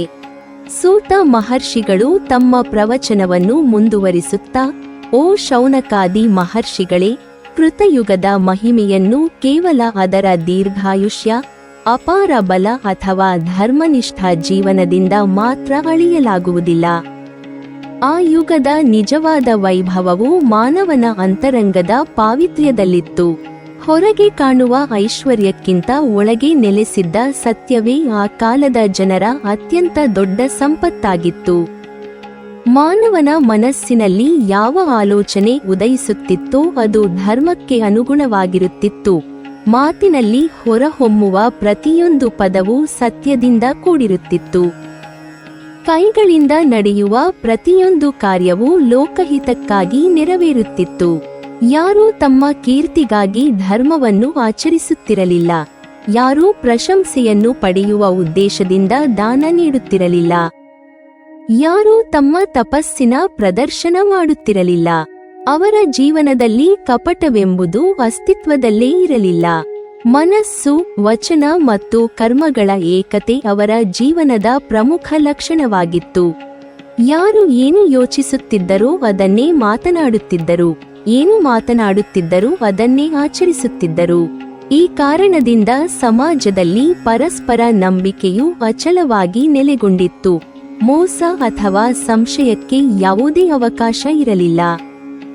ಆ ಯುಗದಲ್ಲಿ ಆಶ್ರಮಗಳು ಜ್ಞಾನ ಮತ್ತು ತಪಸ್ಸಿನ ಕೇಂದ್ರಗಳಾಗಿದ್ದವು. ನದಿ ತೀರಗಳಲ್ಲಿ, ಪರ್ವತಗಳ ತಪ್ಪಲುಗಳಲ್ಲಿ, ಸೊಂಪಾದ ಅರಣ್ಯಗಳ ಮಧ್ಯದಲ್ಲಿ ಮಹರ್ಷಿಗಳು ತಮ್ಮ ಆಶ್ರಮಗಳನ್ನು ನಿರ್ಮಿಸಿಕೊಂಡು ವಾಸಿಸುತ್ತಿದ್ದರು. ಅಲ್ಲಿ ಪ್ರತಿದಿನ ಬ್ರಹ್ಮ ಮುಹೂರ್ತದಲ್ಲಿ ಎಲ್ಲರೂ ಎದ್ದು ನದಿಯಲ್ಲಿ ಸ್ನಾನ ಮಾಡಿ ಸಂಧ್ಯಾ ವಂದನೆ, ಗಾಯತ್ರಿ ಜಪ, ಅಗ್ನಿಹೋತ್ರ ಮತ್ತು ವೇದಪಾರಾಯಣಗಳನ್ನು ನೆರವೇರಿಸುತ್ತಿದ್ದರು. ಸೂರ್ಯೋದಯದೊಂದಿಗೆ ಆಶ್ರಮಗಳಲ್ಲಿ ವೇದಮಂತ್ರಗಳ ನಾದವು ಪ್ರತಿಧ್ವನಿಸುತ್ತಿತ್ತು. ಶಿಷ್ಯರು ಗುರುಗಳ ಪಾದಗಳಲ್ಲಿ ಕುಳಿತು ವೇದ, ಉಪನಿಷತ್ತುಗಳು, ಧರ್ಮಶಾಸ್ತ್ರಗಳು, ಯೋಗ, ಆಯುರ್ವೇದ, ಜ್ಯೋತಿಷ್ಯ ಮತ್ತು ಆತ್ಮತತ್ವದ ಜ್ಞಾನವನ್ನು ಶ್ರದ್ಧೆಯಿಂದ ಅಧ್ಯಯನ ಮಾಡುತ್ತಿದ್ದರು. ಗುರುಗಳು ಜ್ಞಾನವನ್ನು ವ್ಯಾಪಾರದ ವಸ್ತುವಾಗಿ ನೀಡುತ್ತಿರಲಿಲ್ಲ. ಅದನ್ನು ಪರಮಾತ್ಮನ ಪ್ರಸಾದವೆಂದು ಭಾವಿಸಿ ಯೋಗ್ಯ ಶಿಷ್ಯರಿಗೆ ದಯೆಯಿಂದ ಬೋಧಿಸುತ್ತಿದ್ದರು. ಶಿಷ್ಯರು ಸಹ ಗುರುಸೇವೆಯನ್ನು ತಮ್ಮ ಅತ್ಯುನ್ನತ ಕರ್ತವ್ಯವೆಂದು ಪರಿಗಣಿಸುತ್ತಿದ್ದರು. ಆಶ್ರಮಗಳಲ್ಲಿ ವಿನಯ, ಶಿಸ್ತು, ಮೌನ, ಸೇವಾಭಾವ ಮತ್ತು ಸತ್ಯನಿಷ್ಠೆಯೇ ಜೀವನದ ಅಡಿಪಾಯವಾಗಿತ್ತು. ಕೃತಯುಗದ ಜನರ ಆಹಾರವು ಸಾತ್ವಿಕವಾಗಿತ್ತು. ಅವರು ಪ್ರಕೃತಿಯಿಂದ ದೊರೆಯುವ ಶುದ್ಧ ಫಲಗಳು, ಧಾನ್ಯಗಳು, ಹಾಲು, ತುಪ್ಪ, ಔಷಧೀಯ ಸಸ್ಯಗಳು ಮತ್ತು ಯಜ್ಞಶೇಷವನ್ನು ಭಕ್ತಿಯಿಂದ ಸ್ವೀಕರಿಸುತ್ತಿದ್ದರು. ಅತಿಯಾದ ಭೋಗವಿಲಾಸಕ್ಕೆ ಅವರು ಒಳಗಾಗುತ್ತಿರಲಿಲ್ಲ. ಆಹಾರವನ್ನು ಕೇವಲ ದೇಹದ ಪೋಷಣೆಗೆ ಅಗತ್ಯವಾದ ಸಾಧನವೆಂದು ಭಾವಿಸುತ್ತಿದ್ದರು, ಇಂದ್ರಿಯ ಸುಖದ ಸಾಧನವೆಂದು ಅಲ್ಲ. ಇದೇ ಕಾರಣದಿಂದ ಅವರ ದೇಹವು ಸದಾ ಆರೋಗ್ಯವಂತವಾಗಿತ್ತು, ಮನಸ್ಸು ಸ್ಥಿರವಾಗಿತ್ತು ಮತ್ತು ಬುದ್ಧಿಯು ನಿರ್ಮಲವಾಗಿತ್ತು. ಅವರು ಮಿತಭಾಷಿಗಳು, ಮಿತಾಹಾರಿಗಳು ಮತ್ತು ಮಿತನಿದ್ರಿಯವರಾಗಿದ್ದರು. ಜೀವನದ ಪ್ರತಿಯೊಂದು ಕಾರ್ಯದಲ್ಲಿಯೂ ಸಮತೋಲನವನ್ನು ಪಾಲಿಸುತ್ತಿದ್ದರು. ಅತಿಯಾದ ಆಸಕ್ತಿ ಅಥವಾ ಅತಿಯಾದ ವಿರಕ್ತಿ, ಈ ಎರಡನ್ನೂ ತೊರೆದು ಧರ್ಮ ಮಾರ್ಗದಲ್ಲೇ ಸ್ಥಿರರಾಗಿದ್ದರು. ಆ ಕಾಲದಲ್ಲಿ ಯಜ್ಞಗಳು ಅತ್ಯಂತ ಪವಿತ್ರ ರೀತಿಯಲ್ಲಿ ನಡೆಯುತ್ತಿದ್ದವು. ಯಜ್ಞವೆಂದರೆ ಕೇವಲ ಅಗ್ನಿಯಲ್ಲಿ ಆಹುತಿ ಹಾಕುವ ಆಚರಣೆಯಲ್ಲ, ಅದು ಆತ್ಮಶುದ್ಧಿಯ ಸಾಧನೆಯಾಗಿತ್ತು. ಯಜ್ಞದ ಮೂಲಕ ದೇವತೆಗಳಿಗೆ ಕೃತಜ್ಞತೆಯನ್ನು ಸಲ್ಲಿಸಲಾಗುತ್ತಿತ್ತು, ಪ್ರಕೃತಿಯ ಸಮತೋಲನವನ್ನು ಕಾಪಾಡಲಾಗುತ್ತಿತ್ತು ಮತ್ತು ಸಮಸ್ತ ಜೀವಿಗಳ ಕ್ಷೇಮಕ್ಕಾಗಿ ಪ್ರಾರ್ಥನೆ ಮಾಡಲಾಗುತ್ತಿತ್ತು. ಯಜ್ಞದಲ್ಲಿ ಭಾಗವಹಿಸುವವರು ಲೋಭ, ಅಹಂಕಾರ ಮತ್ತು ಸ್ವಾರ್ಥವನ್ನು ಮನಸ್ಸಿನಿಂದ ದೂರವಿಟ್ಟು ಶುದ್ಧ ಚಿತ್ತದಿಂದ ಅಗ್ನಿಗೆ ಆಹುತಿಗಳನ್ನು ಅರ್ಪಿಸುತ್ತಿದ್ದರು. ಅಗ್ನಿಜ್ವಾಲೆಗಳು ಮೇಲಕ್ಕೆ ಏರುವಂತೆ ಅವರ ಪ್ರಾರ್ಥನೆಗಳು ದೇವಲೋಕದತ್ತ ಏರುತ್ತಿವೆ ಎಂಬ ಭಾವನೆ ಅವರ ಮನಸ್ಸಿನಲ್ಲಿ ನೆಲೆಸಿತ್ತು. ಯಜ್ಞದ ನಂತರ ಅನ್ನದಾನ, ಗೋದಾನ, ವಿದ್ಯಾದಾನ ಮತ್ತು ವಸ್ತ್ರದಾನಗಳನ್ನು ಭಕ್ತಿಯಿಂದ ನೆರವೇರಿಸಲಾಗುತ್ತಿತ್ತು. ಬಡವನು, ಅತಿಥಿಯು, ಯಾಚಕನು ಅಥವಾ ಸಾಧುವು ಯಾರೇ ಆಗಿದ್ದರೂ ಅವರನ್ನು ಗೌರವದಿಂದ ಸತ್ಕರಿಸಲಾಗುತ್ತಿತ್ತು. ಸೂತ ಮಹರ್ಷಿಗಳು ಮತ್ತಷ್ಟು ಹೇಳಿದರು, ಓ ಮಹರ್ಷಿಗಳೇ, ಕೃತಯುಗದ ರಾಜರು ಕೇವಲ ಆಡಳಿತಗಾರರಲ್ಲ, ಅವರು ಧರ್ಮದ ರಕ್ಷಕರು ಮತ್ತು ಪ್ರಜೆಯ ಪೋಷಕರಾಗಿದ್ದರು. ಅವರ ಅರಮನೆಗಳಲ್ಲಿ ವೈಭವವಿದ್ದರೂ ಅಹಂಕಾರ ಇರಲಿಲ್ಲ. ಸಿಂಹಾಸನದಲ್ಲಿ ಕುಳಿತಿದ್ದರೂ ಅವರು ತಮ್ಮನ್ನು ಪರಮಾತ್ಮನ ಸೇವಕರಾಗಿಯೇ ಭಾವಿಸುತ್ತಿದ್ದರು. ಪ್ರತಿದಿನ ರಾಜ್ಯ ಕಾರ್ಯಗಳನ್ನು ಆರಂಭಿಸುವ ಮೊದಲು ಋಷಿಗಳ ಆಶೀರ್ವಾದವನ್ನು ಪಡೆಯುತ್ತಿದ್ದರು.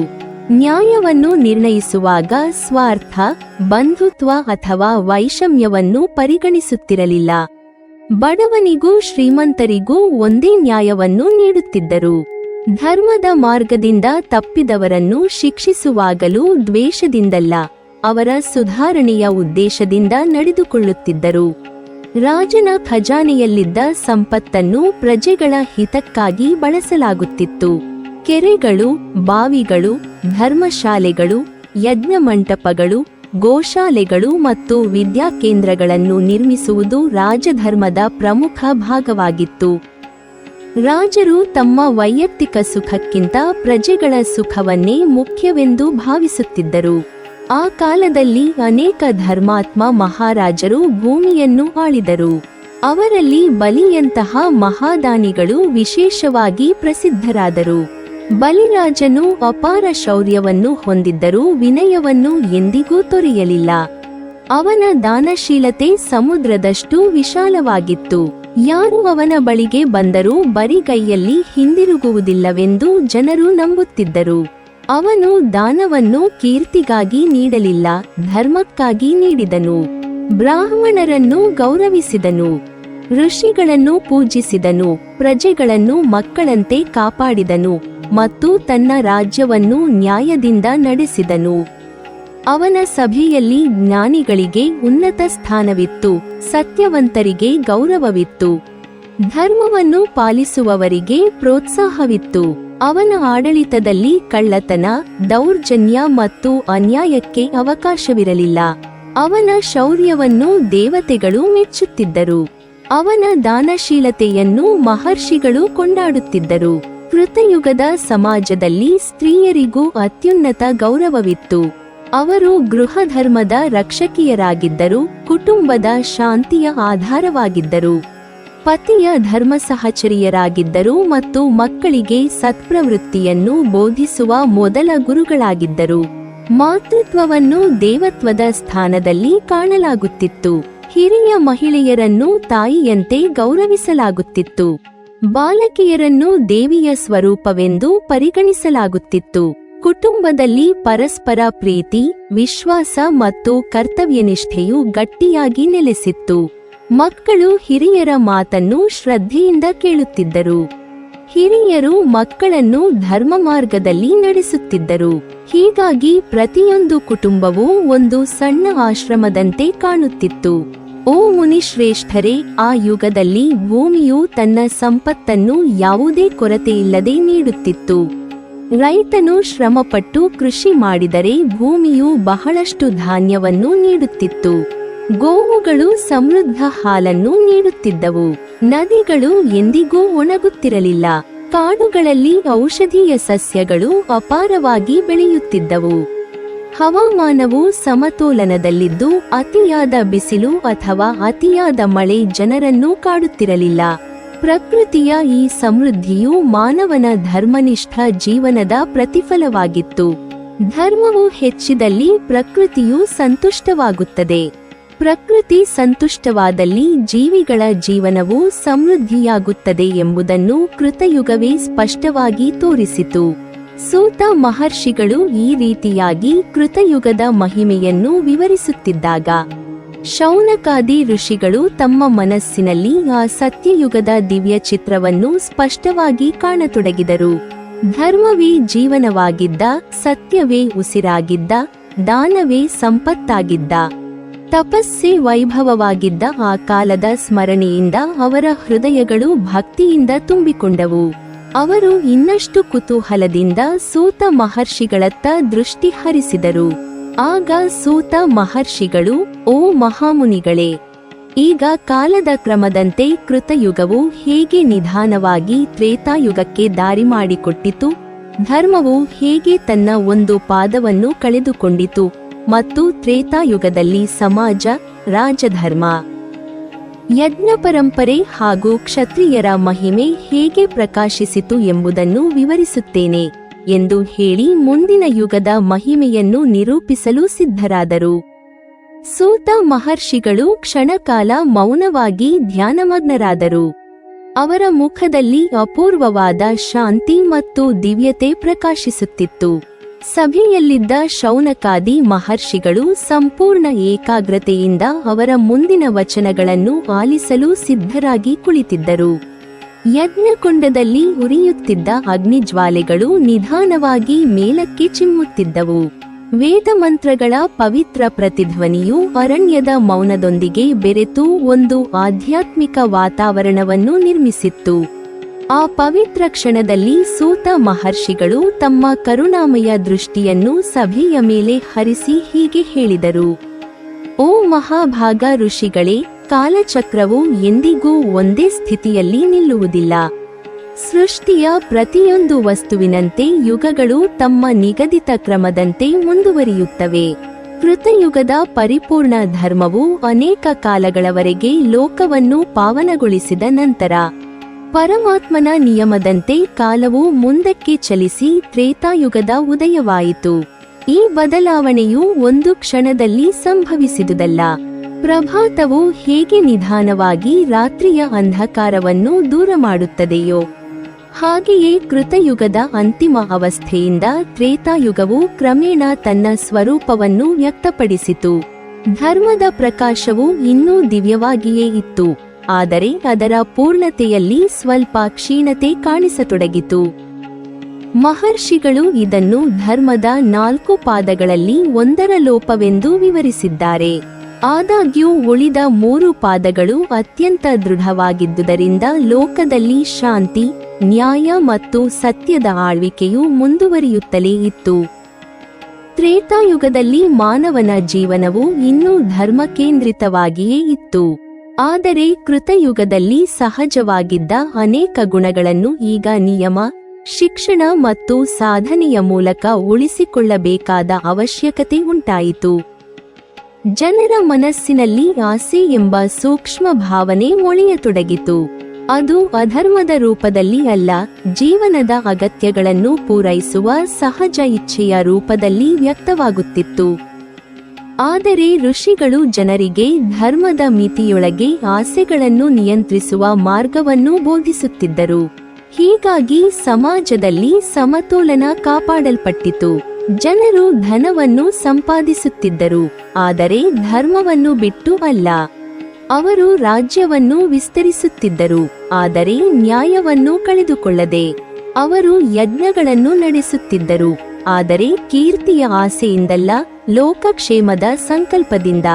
ಈ ಯುಗದಲ್ಲಿ ಯಜ್ಞಯಾಗಾದಿಗಳ ಮಹತ್ವವು ಅತ್ಯಂತ ಹೆಚ್ಚಾಯಿತು. ಕೃತಯುಗದಲ್ಲಿ ಧ್ಯಾನವೇ ಪ್ರಧಾನ ಸಾಧನೆಯಾಗಿದ್ದರೆ, ತ್ರೇತಾಯುಗದಲ್ಲಿ ಯಜ್ಞವೇ ಲೋಕಧರ್ಮದ ಕೇಂದ್ರವಾಯಿತು. ಪ್ರತಿಯೊಂದು ರಾಜ್ಯದಲ್ಲಿಯೂ ಯಜ್ಞ ಮಂಟಪಗಳು ನಿರ್ಮಿಸಲ್ಪಟ್ಟಿದ್ದವು. ಬ್ರಾಹ್ಮಣರು ವೇದವಿಧಿಯ ಪ್ರಕಾರ ಅಗ್ನಿಯನ್ನು ಪ್ರತಿಷ್ಠಾಪಿಸಿ ಮಂತ್ರೋಚ್ಚಾರಣೆಯೊಂದಿಗೆ ದೇವತೆಗಳಿಗೆ ಆಹುತಿಗಳನ್ನು ಅರ್ಪಿಸುತ್ತಿದ್ದರು. ಯಜ್ಞವೆಂದರೆ ಕೇವಲ ದೇವತೆಗಳ ಆರಾಧನೆಯಲ್ಲ, ಅದು ಮಾನವ, ಪ್ರಕೃತಿ ಮತ್ತು ಪರಮಾತ್ಮರ ನಡುವಿನ ಪವಿತ್ರ ಬಾಂಧವ್ಯದ ಸಂಕೇತವಾಗಿತ್ತು.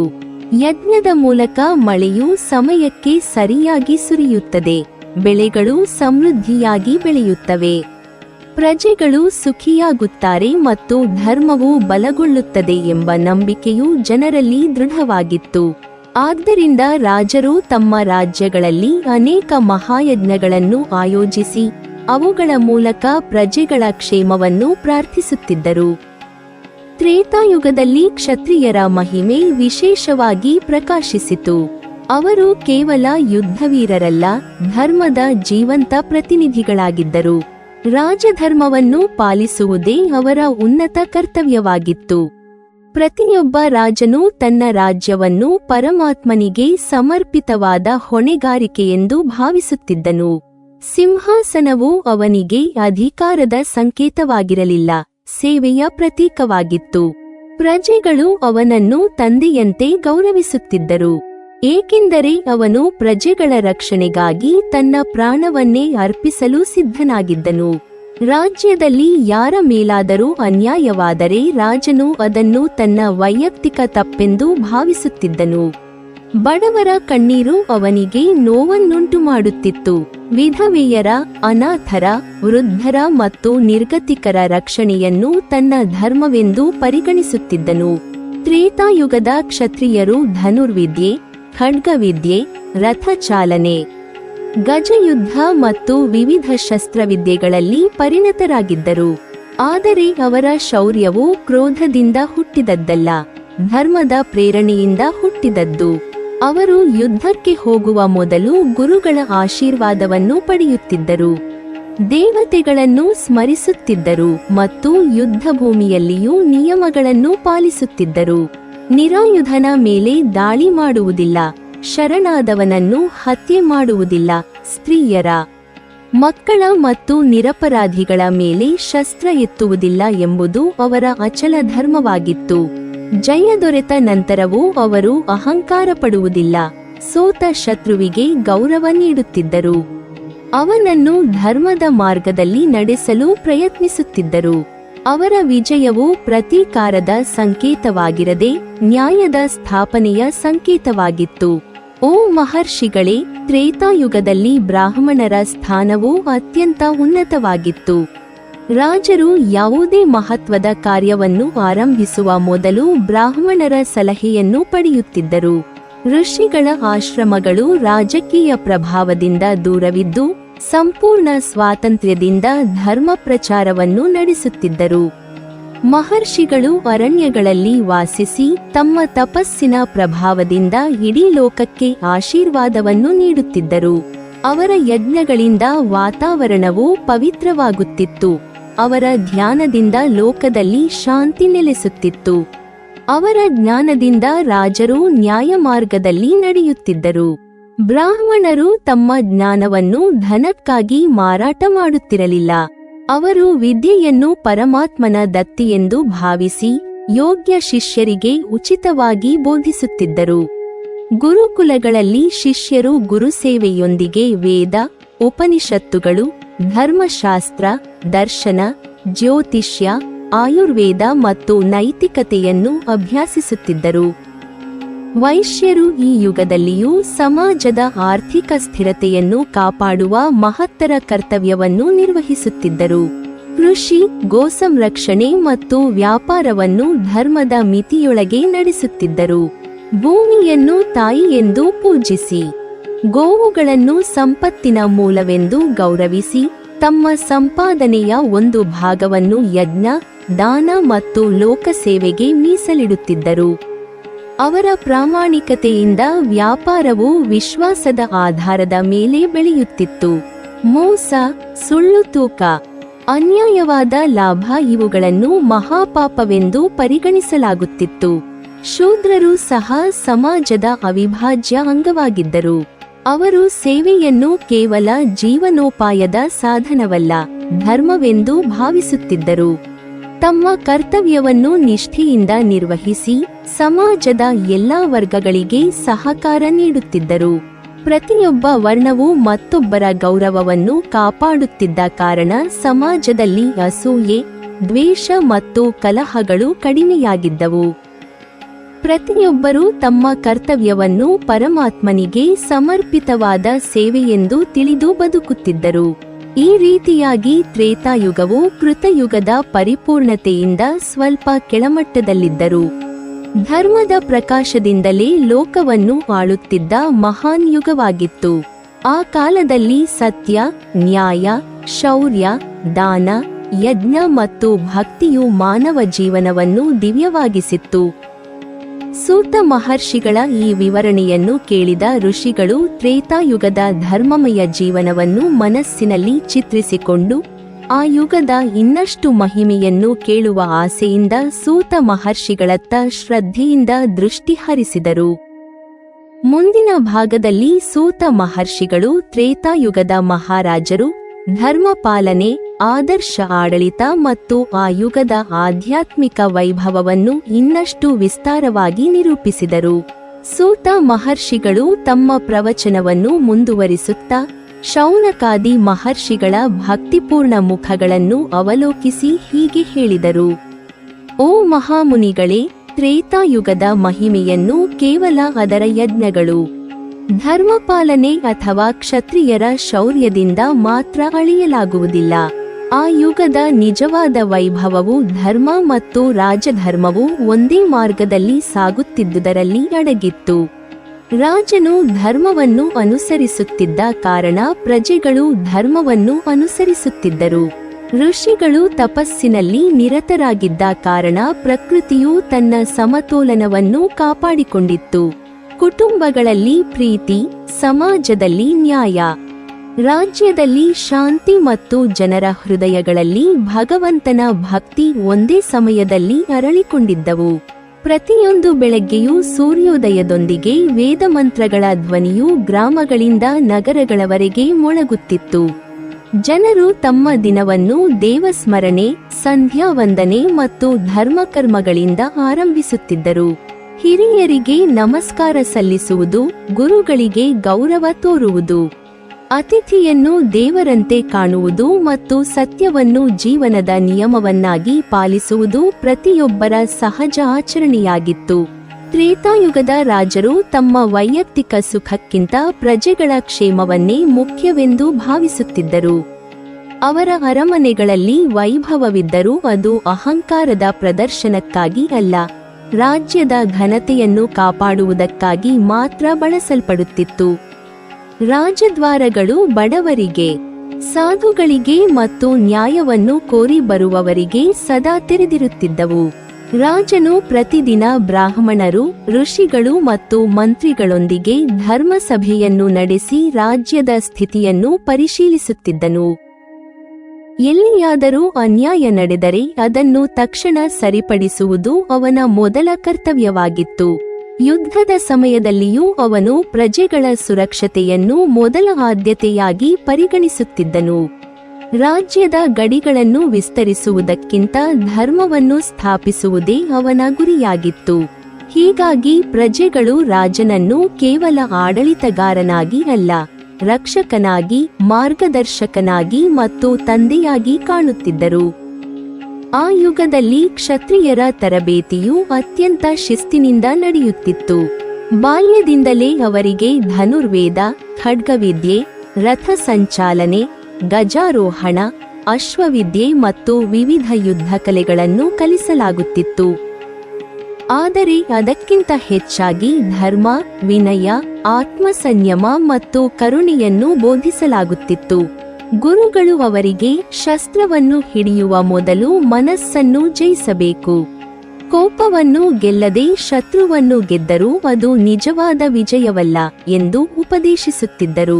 ಈ ಕಾರಣದಿಂದ ತ್ರೇತಾಯುಗದ ಯೋಧರು ಶೌರ್ಯದಲ್ಲಿ ಅಪ್ರತಿಮರಾಗಿದ್ದರೂ ಅಹಂಕಾರದಿಂದ ದೂರವಿದ್ದರು. ಅವರು ಶತ್ರುವನ್ನು ದ್ವೇಷದಿಂದ ನೋಡದೆ ಅಧರ್ಮವನ್ನು ಮಾತ್ರ ಎದುರಿಸುತ್ತಿದ್ದರು. ಯುದ್ಧ ಮುಗಿದ ನಂತರ ವೈರವನ್ನು ಮುಂದುವರಿಸುವುದು ಅವರ ಸ್ವಭಾವವಾಗಿರಲಿಲ್ಲ. ಕ್ಷಮೆ, ದಯೆ ಮತ್ತು ನ್ಯಾಯ ಅವರ ಹೃದಯದಲ್ಲಿ ಸದಾ ನೆಲೆಸಿದ್ದವು. ಬ್ರಾಹ್ಮಣರು ಆ ಕಾಲದಲ್ಲಿ ಜ್ಞಾನ ಮತ್ತು ತಪಸ್ಸಿನ ಜೀವಂತ ದೀಪಗಳಾಗಿದ್ದರು. ಅವರು ವೇದಗಳನ್ನು ಕೇವಲ ಪಠಿಸುತ್ತಿರಲಿಲ್ಲ, ಅವುಗಳ ಅರ್ಥವನ್ನು ತಮ್ಮ ಜೀವನದ ಮೂಲಕವೇ ಲೋಕಕ್ಕೆ ತೋರಿಸುತ್ತಿದ್ದರು. ಅವರ ಆಶ್ರಮಗಳಲ್ಲಿ ಬಡ ಶ್ರೀಮಂತ, ರಾಜ ಪ್ರಜೆ ಎಂಬ ಭೇದವಿರಲಿಲ್ಲ. ಜ್ಞಾನಕ್ಕಾಗಿ ಬಂದ ಪ್ರತಿಯೊಬ್ಬ ಶಿಷ್ಯನನ್ನು ಸಮಾನವಾಗಿ ಸ್ವೀಕರಿಸಿ ಅವನ ಯೋಗ್ಯತೆಗೆ ತಕ್ಕಂತೆ ವಿದ್ಯೆಯನ್ನು ಬೋಧಿಸುತ್ತಿದ್ದರು.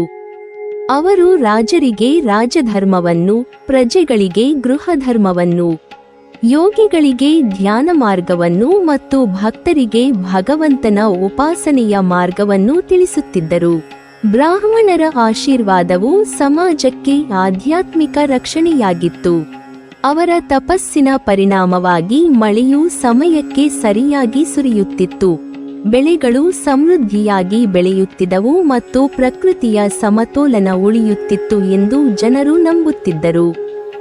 ವೈಶ್ಯರು ಈ ಯುಗದಲ್ಲಿ ಸಮಾಜದ ಆರ್ಥಿಕ ಸಮೃದ್ಧಿಗೆ ಆಧಾರಸ್ತಂಭರಾಗಿದ್ದರು. ಅವರು ವ್ಯಾಪಾರವನ್ನು ಪ್ರಾಮಾಣಿಕತೆಯಿಂದ ನಡೆಸುತ್ತಿದ್ದರು. ದೂರದ ದೇಶಗಳೊಂದಿಗೆ ವಾಣಿಜ್ಯ ಸಂಪರ್ಕಗಳನ್ನು ಬೆಳೆಸಿದರು. ಲಾಭಕ್ಕಾಗಿ ಧರ್ಮವನ್ನು ಎಂದಿಗೂ ತ್ಯಜಿಸುತ್ತಿರಲಿಲ್ಲ. ಕೃಷಿಯು ಅವರ ಜೀವನದ ಮುಖ್ಯ ಆಧಾರವಾಗಿತ್ತು. ಭೂಮಿಯನ್ನು ದೇವಿಯೆಂದು ಪೂಜಿಸಿ ಬಿತ್ತನೆ ಮಾಡುವ ಮೊದಲು ದೇವರನ್ನು ಸ್ಮರಿಸುತ್ತಿದ್ದರು. ಗೋ ಸಂರಕ್ಷಣೆಗೆ ವಿಶೇಷ ಮಹತ್ವ ನೀಡುತ್ತಿದ್ದರು. ಗೋವುಗಳನ್ನು ಕೇವಲ ಹಾಲಿನ ಮೂಲವೆಂದು ಅಲ್ಲ, ಧರ್ಮದ ಸಂಕೇತವೆಂದು ಗೌರವಿಸುತ್ತಿದ್ದರು. ಅನ್ನದಾನವನ್ನು ಎಲ್ಲ ದಾನಗಳಿಗಿಂತ ಶ್ರೇಷ್ಠವೆಂದು ಪರಿಗಣಿಸಿ ತಮ್ಮ ಸಂಪಾದನೆಯ ಒಂದು ಭಾಗವನ್ನು ಬಡವರ, ಸಾಧುಗಳ ಮತ್ತು ಯಾತ್ರಿಕರ ಸೇವೆಗೆ ಮೀಸಲಿಡುತ್ತಿದ್ದರು. ಶೂದ್ರರು ಸಹ ಸಮಾಜದಲ್ಲಿ ಗೌರವಯುತ ಸ್ಥಾನವನ್ನು ಹೊಂದಿದ್ದರು. ಅವರು ತಮ್ಮ ಸೇವೆಯನ್ನು ಭಕ್ತಿಯಿಂದ ನಿರ್ವಹಿಸುತ್ತಿದ್ದರು. ಕರಕುಶಲ, ನಿರ್ಮಾಣ, ಕಲೆ, ಸಂಗೀತ, ಕೈಗಾರಿಕೆ ಮತ್ತು ವಿವಿಧ ವೃತ್ತಿಗಳ ಮೂಲಕ ಸಮಾಜದ ಅಭಿವೃದ್ಧಿಗೆ ಕೊಡುಗೆ ನೀಡುತ್ತಿದ್ದರು. ಅವರ ಪರಿಶ್ರಮದಿಂದ ಗ್ರಾಮಗಳು, ನಗರಗಳು, ದೇವಾಲಯಗಳು, ಆಶ್ರಮಗಳು ಮತ್ತು ರಾಜಮನೆಗಳು ಸಮೃದ್ಧವಾಗುತ್ತಿದ್ದವು.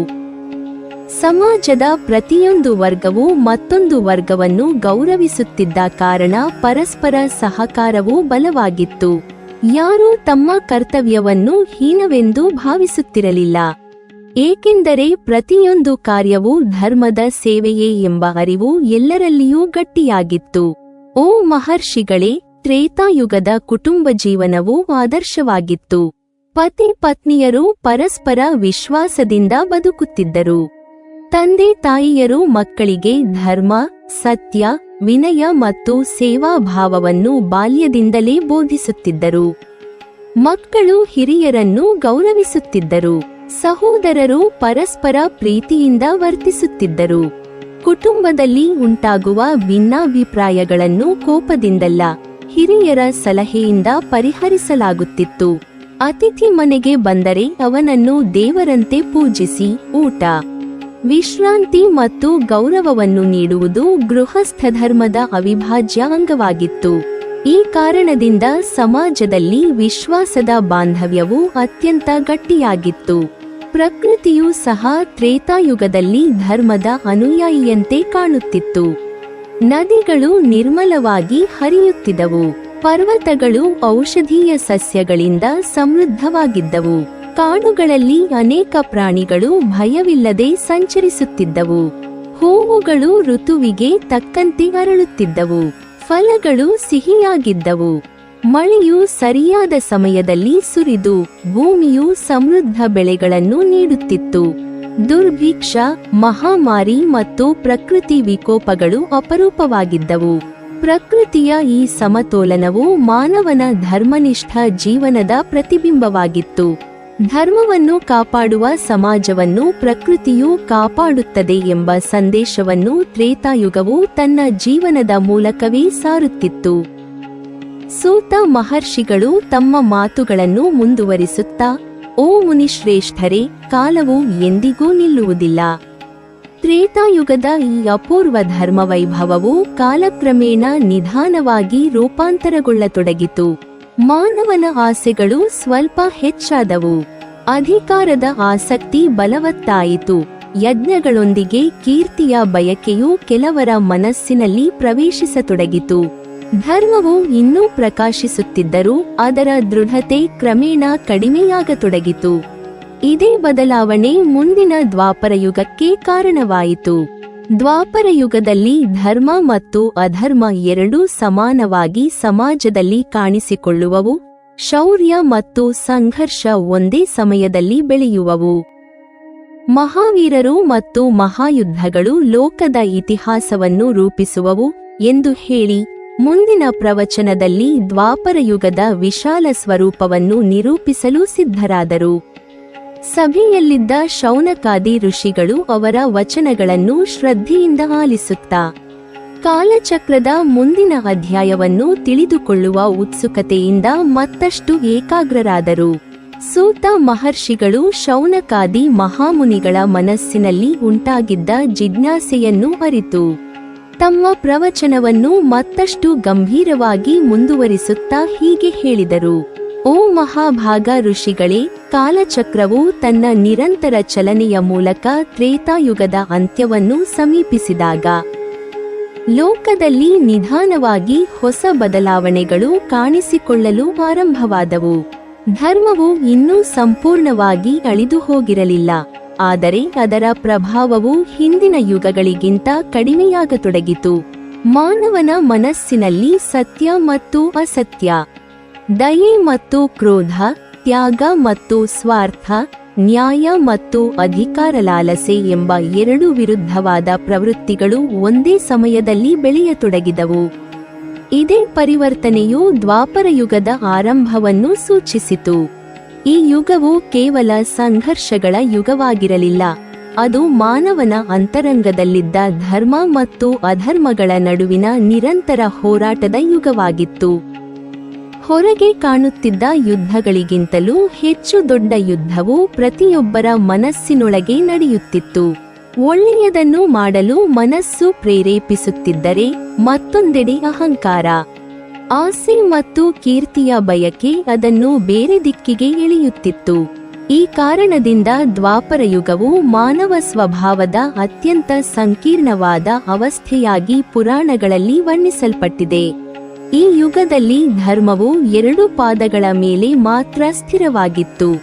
ಸತ್ಯ ಮತ್ತು ಧರ್ಮವನ್ನು ಜನರು ಗೌರವಿಸುತ್ತಿದ್ದರು, ಆದರೆ ಅವನ್ನು ಜೀವನದಲ್ಲಿ ಸಂಪೂರ್ಣವಾಗಿ ಪಾಲಿಸುವುದು ಎಲ್ಲರಿಗೂ ಸಾಧ್ಯವಾಗುತ್ತಿರಲಿಲ್ಲ. ಬ್ರಾಹ್ಮಣರು ವೇದಗಳನ್ನು ಅಧ್ಯಯನ ಮಾಡುತ್ತಿದ್ದರು, ಆದರೆ ಅವರಲ್ಲಿ ಕೆಲವರು ಜ್ಞಾನಕ್ಕಿಂತ ವಾದವಿವಾದಗಳಿಗೆ ಹೆಚ್ಚಿನ ಪ್ರಾಮುಖ್ಯತೆ ನೀಡತೊಡಗಿದರು. ಕ್ಷತ್ರಿಯರು ಧರ್ಮರಕ್ಷಣೆಯ ಸಂಕಲ್ಪವನ್ನು ಹೊಂದಿದ್ದರು. ರಾಜ್ಯ ವಿಸ್ತಾರ ಮತ್ತು ವಿಜಯದ ಆಸೆಯು ಅವರ ಮನಸ್ಸಿನಲ್ಲಿ ಬಲಗೊಳ್ಳತೊಡಗಿತು. ವೈಶ್ಯರು ವ್ಯಾಪಾರವನ್ನು ನಡೆಸುತ್ತಿದ್ದರು, ಧನಸಂಗ್ರಹದ ಆಸಕ್ತಿ ನಿಧಾನವಾಗಿ ಹೆಚ್ಚಾಗತೊಡಗಿತು. ಶೂದ್ರರು ತಮ್ಮ ಕರ್ತವ್ಯವನ್ನು ನಿರ್ವಹಿಸುತ್ತಿದ್ದರು. ಸಮಾಜದಲ್ಲಿ ಹೆಚ್ಚಿನ ಸ್ಥಾನವನ್ನು ಪಡೆಯುವ ಬಯಕೆ ಅವರ ಮನಸ್ಸಿನಲ್ಲಿ ಮೂಡತೊಡಗಿತು. ಈ ಬದಲಾವಣೆಗಳು ಸಮಾಜದಲ್ಲಿ ಹೊಸ ರೀತಿಯ ಚಲನೆಯನ್ನು ಉಂಟುಮಾಡಿದವು. ಪ್ರತಿಯೊಬ್ಬರೂ ತಮ್ಮ ಸಾಮರ್ಥ್ಯವನ್ನು ಪ್ರದರ್ಶಿಸಲು ಬಯಸಿದರು. ಪ್ರತಿಯೊಬ್ಬರೂ ತಮ್ಮ ಶಕ್ತಿಯನ್ನು ಸಾಬೀತುಪಡಿಸಲು ಉತ್ಸುಕರಾದರು. ಈ ಸ್ಪರ್ಧೆಯು ಕೆಲವೊಮ್ಮೆ ಉತ್ತಮ ಫಲಿತಾಂಶವನ್ನು ನೀಡಿದರೂ ಕೆಲವೊಮ್ಮೆ ಸಂಘರ್ಷಗಳಿಗೂ ಕಾರಣವಾಯಿತು. ಓ ಮಹರ್ಷಿಗಳೇ, ದ್ವಾಪರಯುಗದ ರಾಜರು ಮಹಾಪರಾಕ್ರಮಿಗಳು, ಮಹಾವೀರರು ಮತ್ತು ಅಪಾರ ಶೌರ್ಯಶಾಲಿಗಳಾಗಿದ್ದರು. ಅವರ ರಾಜ್ಯಗಳು ವಿಶಾಲವಾಗಿದ್ದವು. ಅನೇಕ ಕೋಟೆಗಳು, ಸುಂದರ ನಗರಗಳು, ವಿಶಾಲ ರಾಜಮಾರ್ಗಗಳು, ವ್ಯಾಪಾರ ಕೇಂದ್ರಗಳು ಮತ್ತು ದೇವಾಲಯಗಳಿಂದ ಅವರ ರಾಜ್ಯಗಳು ಸಮೃದ್ಧವಾಗಿದ್ದವು. ಆದರೆ ರಾಜರ ನಡುವೆ ಪ್ರಭುತ್ವಕ್ಕಾಗಿ ನಡೆಯುತ್ತಿದ್ದ ಸ್ಪರ್ಧೆಯು ಯುದ್ಧಗಳ ಸಂಖ್ಯೆಯನ್ನು ಹೆಚ್ಚಿಸಿತು. ಪ್ರತಿಯೊಬ್ಬ ರಾಜನು ತನ್ನ ರಾಜ್ಯವನ್ನು ಬಲಪಡಿಸಲು ಬಯಸುತ್ತಿದ್ದನು. ಕೆಲವರು ಧರ್ಮಕ್ಕಾಗಿ ಯುದ್ಧ ಮಾಡಿದರು, ಕೆಲವರು ನ್ಯಾಯಕ್ಕಾಗಿ ಹೋರಾಡಿದರು, ಮತ್ತೆ ಕೆಲವರು ತಮ್ಮ ಕೀರ್ತಿಯನ್ನು ಹೆಚ್ಚಿಸಿಕೊಳ್ಳುವ ಉದ್ದೇಶದಿಂದಲೂ ಸಂಘರ್ಷಗಳಲ್ಲಿ ತೊಡಗಿದರು. ಆದಾಗ್ಯೂ ಯುದ್ಧಗಳಿಗೂ ನಿಯಮಗಳಿದ್ದವು. ಸೂರ್ಯಾಸ್ತದ ನಂತರ ಯುದ್ಧ ನಿಲ್ಲುತ್ತಿತ್ತು. ನಿರಾಯುಧನ ಮೇಲೆ ದಾಳಿ ಮಾಡುವುದು ಅಧರ್ಮವೆಂದು ಪರಿಗಣಿಸಲಾಗುತ್ತಿತ್ತು. ಯುದ್ಧ ಭೂಮಿಯಲ್ಲಿ ಗಾಯಗೊಂಡ ಶತ್ರುವಿಗೂ ನೀರು ನೀಡುವುದು, ವೈದ್ಯಕೀಯ ನೆರವು ಒದಗಿಸುವುದು ಮತ್ತು ಧರ್ಮಯುದ್ಧದ ಮಿತಿಗಳನ್ನು ಪಾಲಿಸುವುದು ಅನೇಕ ಮಹಾರಾಜರ ಕರ್ತವ್ಯವಾಗಿತ್ತು. ಈ ಯುಗದಲ್ಲಿ ಶಸ್ತ್ರವಿದ್ಯೆಯು ಅತ್ಯುನ್ನತ ಮಟ್ಟಕ್ಕೆ ತಲುಪಿತು. ಧನುರ್ವಿದ್ಯೆ, ಗದಾಯುದ್ಧ, ಖಡ್ಗವಿದ್ಯೆ, ಭಲ್ಲ ಪ್ರಯೋಗ, ಚಕ್ರಾಯುಧ, ರಥಯುದ್ಧ, ಗಜಸೇನೆ ಮತ್ತು ಅಶ್ವಸೇನೆಗಳು ಅತ್ಯಂತ ಸಂಘಟಿತವಾಗಿದ್ದವು. ಯೋಧರು ಕೇವಲ ಬಲದಿಂದಲ್ಲ, ಬುದ್ಧಿಯಿಂದಲೂ ಯುದ್ಧ ಮಾಡುತ್ತಿದ್ದರು. ವ್ಯೂಹ ರಚನೆ, ತಂತ್ರಜ್ಞಾನ, ಸಮಯೋಚಿತ ನಿರ್ಧಾರ ಮತ್ತು ಸೇನೆಯ ಸಂಘಟನೆಗೆ ಹೆಚ್ಚಿನ ಮಹತ್ವ ದೊರಕಿತು. ಯುದ್ಧವು ಕೇವಲ ದೇಹಬಲದ ಪರೀಕ್ಷೆಯಾಗಿರದೆ ಮನೋಬಲ, ಧೈರ್ಯ, ಜ್ಞಾನ ಮತ್ತು ನಾಯಕತ್ವದ ಪರೀಕ್ಷೆಯೂ ಆಗಿತ್ತು. ಇದೇ ಕಾರಣದಿಂದ ಈ ಯುಗದಲ್ಲಿ ಅನೇಕ ಅಪೂರ್ವ ವೀರರು ಲೋಕದಲ್ಲಿ ಪ್ರಸಿದ್ಧರಾದರು.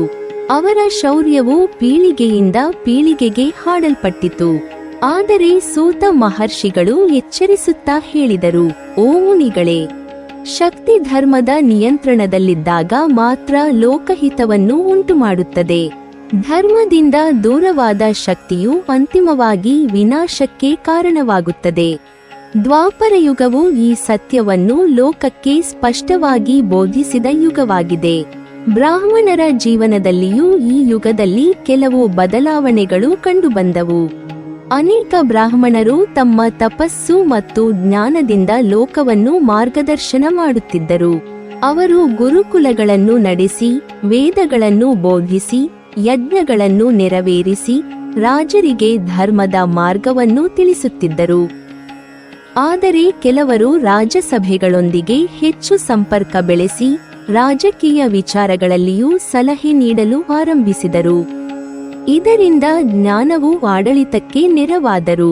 ಕೆಲವೊಮ್ಮೆ ರಾಜಕೀಯ ಸ್ಪರ್ಧೆಗಳ ಪ್ರಭಾವವು ಧಾರ್ಮಿಕ ಕ್ಷೇತ್ರವನ್ನು ಸ್ಪರ್ಶಿಸತೊಡಗಿತು. ಆದಾಗ್ಯೂ ಮಹಾತಪಸ್ವಿಗಳು ಅರಣ್ಯಗಳಲ್ಲಿ ವಾಸಿಸುತ್ತಾ ತಮ್ಮ ತಪೋಬಲದಿಂದ ಧರ್ಮದ ಜ್ಯೋತಿಯನ್ನು ಜೀವಂತವಾಗಿಯೇ ಉಳಿಸಿಕೊಂಡಿದ್ದರು. ಅವರ ಆಶ್ರಮಗಳು ಇನ್ನೂ ಶಾಂತಿಯ ಕೇಂದ್ರಗಳಾಗಿದ್ದವು. ಅಲ್ಲಿ ಭಕ್ತಿ, ಜ್ಞಾನ, ಧ್ಯಾನ ಮತ್ತು ಯೋಗದ ಸಾಧನೆ ನಿರಂತರವಾಗಿ ನಡೆಯುತ್ತಿತ್ತು. ವೈಶ್ಯರು ಈ ಯುಗದಲ್ಲಿ ವ್ಯಾಪಾರವನ್ನು ಬಹಳವಾಗಿ ವಿಸ್ತರಿಸಿದರು. ನದಿ ಮಾರ್ಗಗಳು, ಸಮುದ್ರ ಮಾರ್ಗಗಳು ಮತ್ತು ಭೂಮಾರ್ಗಗಳ ಮೂಲಕ ಅನೇಕ ರಾಜ್ಯಗಳ ನಡುವೆ ವಾಣಿಜ್ಯ ನಡೆಯಿತು. ಧಾನ್ಯ, ಧಾತುಗಳು, ವಸ್ತ್ರಗಳು, ಸುಗಂಧ ದ್ರವ್ಯಗಳು, ಔಷಧೀಯ ಸಸ್ಯಗಳು, ಅಮೂಲ್ಯ ರತ್ನಗಳು ಮತ್ತು ವಿವಿಧ ಕಲಾಕೃತಿಗಳು ಒಂದು ರಾಜ್ಯದಿಂದ ಮತ್ತೊಂದು ರಾಜ್ಯಕ್ಕೆ ಸಾಗುತ್ತಿದ್ದವು. ವ್ಯಾಪಾರದಿಂದ ಸಮೃದ್ಧಿಯು ಹೆಚ್ಚಾದರೂ ಧನಸಂಗ್ರಹದ ಆಸಕ್ತಿ ಸಹ ಕೆಲವರಲ್ಲಿ ಹೆಚ್ಚಾಯಿತು. ಆದಾಗ್ಯೂ ಅನೇಕ ವೈಶ್ಯರು ತಮ್ಮ ಸಂಪತ್ತನ್ನು ದೇವಾಲಯಗಳ ನಿರ್ಮಾಣ, ಅನ್ನದಾನ, ಗೋಸಂರಕ್ಷಣೆ ಮತ್ತು ಸಮಾಜ ಸೇವೆಗೆ ಬಳಸುತ್ತಿದ್ದರು. ಧರ್ಮದ ನೆಲೆಯಲ್ಲಿ ಸಂಪಾದಿಸಿದ ಸಂಪತ್ತೇ ಶಾಶ್ವತವಾದುದು ಎಂಬ ಬೋಧನೆಯು ಇನ್ನೂ ಸಮಾಜದಲ್ಲಿ ಜೀವಂತವಾಗಿತ್ತು. ಶೂದ್ರರು ಈ ಯುಗದಲ್ಲಿ ಕಲೆ, ಕೈಗಾರಿಕೆ, ಶಿಲ್ಪಕಲೆ, ನಿರ್ಮಾಣ, ಸಂಗೀತ ಮತ್ತು ವಿವಿಧ ವೃತ್ತಿಗಳಲ್ಲಿ ಅಪಾರ ನೈಪುಣ್ಯವನ್ನು ಪ್ರದರ್ಶಿಸಿದರು. ಸುಂದರ ನಗರಗಳು, ದೇವಾಲಯಗಳು, ಅರಮನೆಗಳು ಮತ್ತು ರಥಗಳನ್ನು ನಿರ್ಮಿಸುವಲ್ಲಿ ಅವರ ಕೊಡುಗೆ ಅಪಾರವಾಗಿತ್ತು. ಸಮಾಜದ ಅಭಿವೃದ್ಧಿಯಲ್ಲಿ ಅವರ ಪಾತ್ರವು ಅತ್ಯಂತ ಮಹತ್ವದ್ದಾಗಿತ್ತು. ವಿವಿಧ ವರ್ಣಗಳ ನಡುವೆ ಪರಸ್ಪರ ಅವಲಂಬನೆಯು ಮುಂದುವರಿದಿದ್ದರು. ಸಾಮಾಜಿಕ ಬದಲಾವಣೆಗಳ ಪರಿಣಾಮವಾಗಿ ಹೊಸ ರೀತಿಯ ಸಂಬಂಧಗಳು ಮತ್ತು ಸ್ಪರ್ಧೆಗಳು ಕಾಣಿಸಿಕೊಳ್ಳತೊಡಗಿದವು. ಓ ಮಹಾಮುನಿಗಳೇ, ದ್ವಾಪರ ಯುಗದ ಅತ್ಯಂತ ವಿಶೇಷ ಲಕ್ಷಣವೆಂದರೆ ಮಾನವನ ಮನಸ್ಸಿನ ಚಂಚಲತೆ. ಒಂದು ದಿನ ಧರ್ಮದ ಕಡೆಗೆ ದೃಢವಾಗಿದ್ದ ಮನಸ್ಸು ಮತ್ತೊಂದು ದಿನ ಆಸೆಗಳ ಕಡೆಗೆ ಆಕರ್ಷಿತವಾಗುತ್ತಿತ್ತು. ಸ್ನೇಹಿತನು ಶತ್ರುವಾಗುವ ಸಂದರ್ಭಗಳು ಉಂಟಾಗುತ್ತಿದ್ದವು. ಶತ್ರುವು ಸ್ನೇಹಿತನಾಗುವ ಘಟನೆಗಳು ಸಂಭವಿಸುತ್ತಿದ್ದವು. ವಾಗ್ದಾನಗಳನ್ನು ಉಳಿಸಿಕೊಳ್ಳುವವರು ಇದ್ದರು, ಅವನ್ನು ಉಲ್ಲಂಘಿಸುವವರು ಇದ್ದರು. ಭಕ್ತಿ ಮತ್ತು ಅಹಂಕಾರ, ದಾನ ಮತ್ತು ಲೋಭ, ಸತ್ಯ ಮತ್ತು ಅಸತ್ಯ ಇವೆಲ್ಲವೂ ಒಂದೇ ಸಮಾಜದಲ್ಲಿ ಜೊತೆಯಾಗಿ ಕಾಣಿಸಿಕೊಳ್ಳುತ್ತಿದ್ದವು. ಇದೇ ಕಾರಣದಿಂದ ದ್ವಾಪರ ಯುಗವು ಮಾನವನ ಅಂತರಂಗದ ನಿಜವಾದ ಪರೀಕ್ಷೆಯ ಯುಗವೆಂದು ಪ್ರಸಿದ್ಧಿಯಾಯಿತು. ಸೂತ ಮಹರ್ಷಿಗಳು ತಮ್ಮ ವಚನವನ್ನು ಮುಕ್ತಾಯಗೊಳಿಸುತ್ತಾ, ಓ ಋಷಿಶ್ರೇಷ್ಠರೇ, ದ್ವಾಪರ ಯುಗವು ಲೋಕಕ್ಕೆ ಒಂದು ಮಹತ್ವದ ಪಾಠವನ್ನು ನೀಡಿತು. ಬಲವಿದ್ದರೆ ಮಾತ್ರ ಸಾಕಾಗುವುದಿಲ್ಲ, ಜ್ಞಾನವಿದ್ದರೆ ಮಾತ್ರ ಸಾಕಾಗುವುದಿಲ್ಲ, ಐಶ್ವರ್ಯವಿದ್ದರೆ ಮಾತ್ರ ಸಾಕಾಗುವುದಿಲ್ಲ. ಇವೆಲ್ಲವೂ ಧರ್ಮದ ನಿಯಂತ್ರಣದಲ್ಲಿ ಇದ್ದಾಗ ಮಾತ್ರ ಲೋಕಕ್ಕೆ ಮಂಗಳವಾಗುತ್ತದೆ. ಇಲ್ಲದಿದ್ದರೆ ಅದೇ ಶಕ್ತಿ ಕಲಹ, ಯುದ್ಧ ಮತ್ತು ದುಃಖಕ್ಕೆ ಕಾರಣವಾಗುತ್ತದೆ. ಈ ಯುಗದ ಅಂತ್ಯದಲ್ಲಿ ಧರ್ಮವು ಮತ್ತಷ್ಟು ಕ್ಷೀಣಿಸಿ ಕಾಲಚಕ್ರವು ಕಲಿಯುಗದತ್ತ ಸಾಗುತ್ತದೆ. ಅಲ್ಲಿ ಮಾನವನ ಅಂತರಂಗದ ದೌರ್ಬಲ್ಯಗಳು ಇನ್ನಷ್ಟು ಸ್ಪಷ್ಟವಾಗುತ್ತವೆ. ಆದರೆ ಇದೇ ಕಲಿಯುಗದಲ್ಲಿ ಭಗವನ್ನಾಮದ ಮಹಿಮೆ ಎಲ್ಲಕ್ಕಿಂತ ಉನ್ನತವಾಗಿ ಪ್ರಕಾಶಿಸುತ್ತದೆ ಎಂದು ಹೇಳಿ ಕಲಿಯುಗದ ಸ್ವರೂಪವನ್ನು ವಿವರಿಸಲು ಸಿದ್ಧರಾದರು. ಸೂತ ಮಹರ್ಷಿಗಳು ತಮ್ಮ ದಿವ್ಯ ಪ್ರವಚನವನ್ನು ಮುಂದುವರಿಸುತ್ತಾ ಸಭೆಯಲ್ಲಿದ್ದ ಶೌನಕಾದಿ ಮಹರ್ಷಿಗಳತ್ತ ಗೌರವಪೂರ್ವಕವಾಗಿ ದೃಷ್ಟಿ ಹರಿಸಿ ಹೀಗೆ ಹೇಳಿದರು. ಓ ಮಹಾಭಾಗ ಋಷಿಗಳೇ, ದ್ವಾಪರಯುಗದ ಅಂತಿಮ ಅವಸ್ಥೆಯು ಸಮೀಪಿಸುತ್ತಿದ್ದಂತೆ ಲೋಕದಲ್ಲಿ ಅನೇಕ ಸೂಕ್ಷ್ಮವಾದ ಬದಲಾವಣೆಗಳು ಒಂದೊಂದಾಗಿ ಕಾಣಿಸಿಕೊಳ್ಳತೊಡಗಿದವು. ಈ ಬದಲಾವಣೆಗಳು ಮೊದಲು ಮಾನವನ ಹೃದಯದಲ್ಲಿಯೇ ಆರಂಭವಾದವು. ನಂತರ ಅವು ಕುಟುಂಬಗಳಿಗೆ, ಸಮಾಜಕ್ಕೆ, ರಾಜ್ಯಗಳಿಗೆ ಮತ್ತು ಕೊನೆಗೆ ಇಡೀ ಭೂಮಂಡಲದ ಜೀವನ ಕ್ರಮಕ್ಕೆ ವ್ಯಾಪಿಸಿದವು. ಧರ್ಮವು ಇನ್ನೂ ಸಂಪೂರ್ಣವಾಗಿ ಅಳಿದು ಹೋಗಿರಲಿಲ್ಲ, ಆದರೆ ಅದರ ಪ್ರಭಾವವು ಮೊದಲಿನಂತೆ ಎಲ್ಲರ ಜೀವನವನ್ನು ಸಮಾನವಾಗಿ ಆಳುತ್ತಿರಲಿಲ್ಲ. ಜನರು ಧರ್ಮವನ್ನು ತಿಳಿದಿದ್ದರು, ಅದರ ಮಹತ್ವವನ್ನು ಅರಿತಿದ್ದರು, ಆದರೆ ಅದನ್ನು ಅನುಸರಿಸುವಲ್ಲಿ ಮನಸ್ಸಿನ ಚಂಚಲತೆ ಅಡ್ಡಿಯಾಗತೊಡಗಿತು.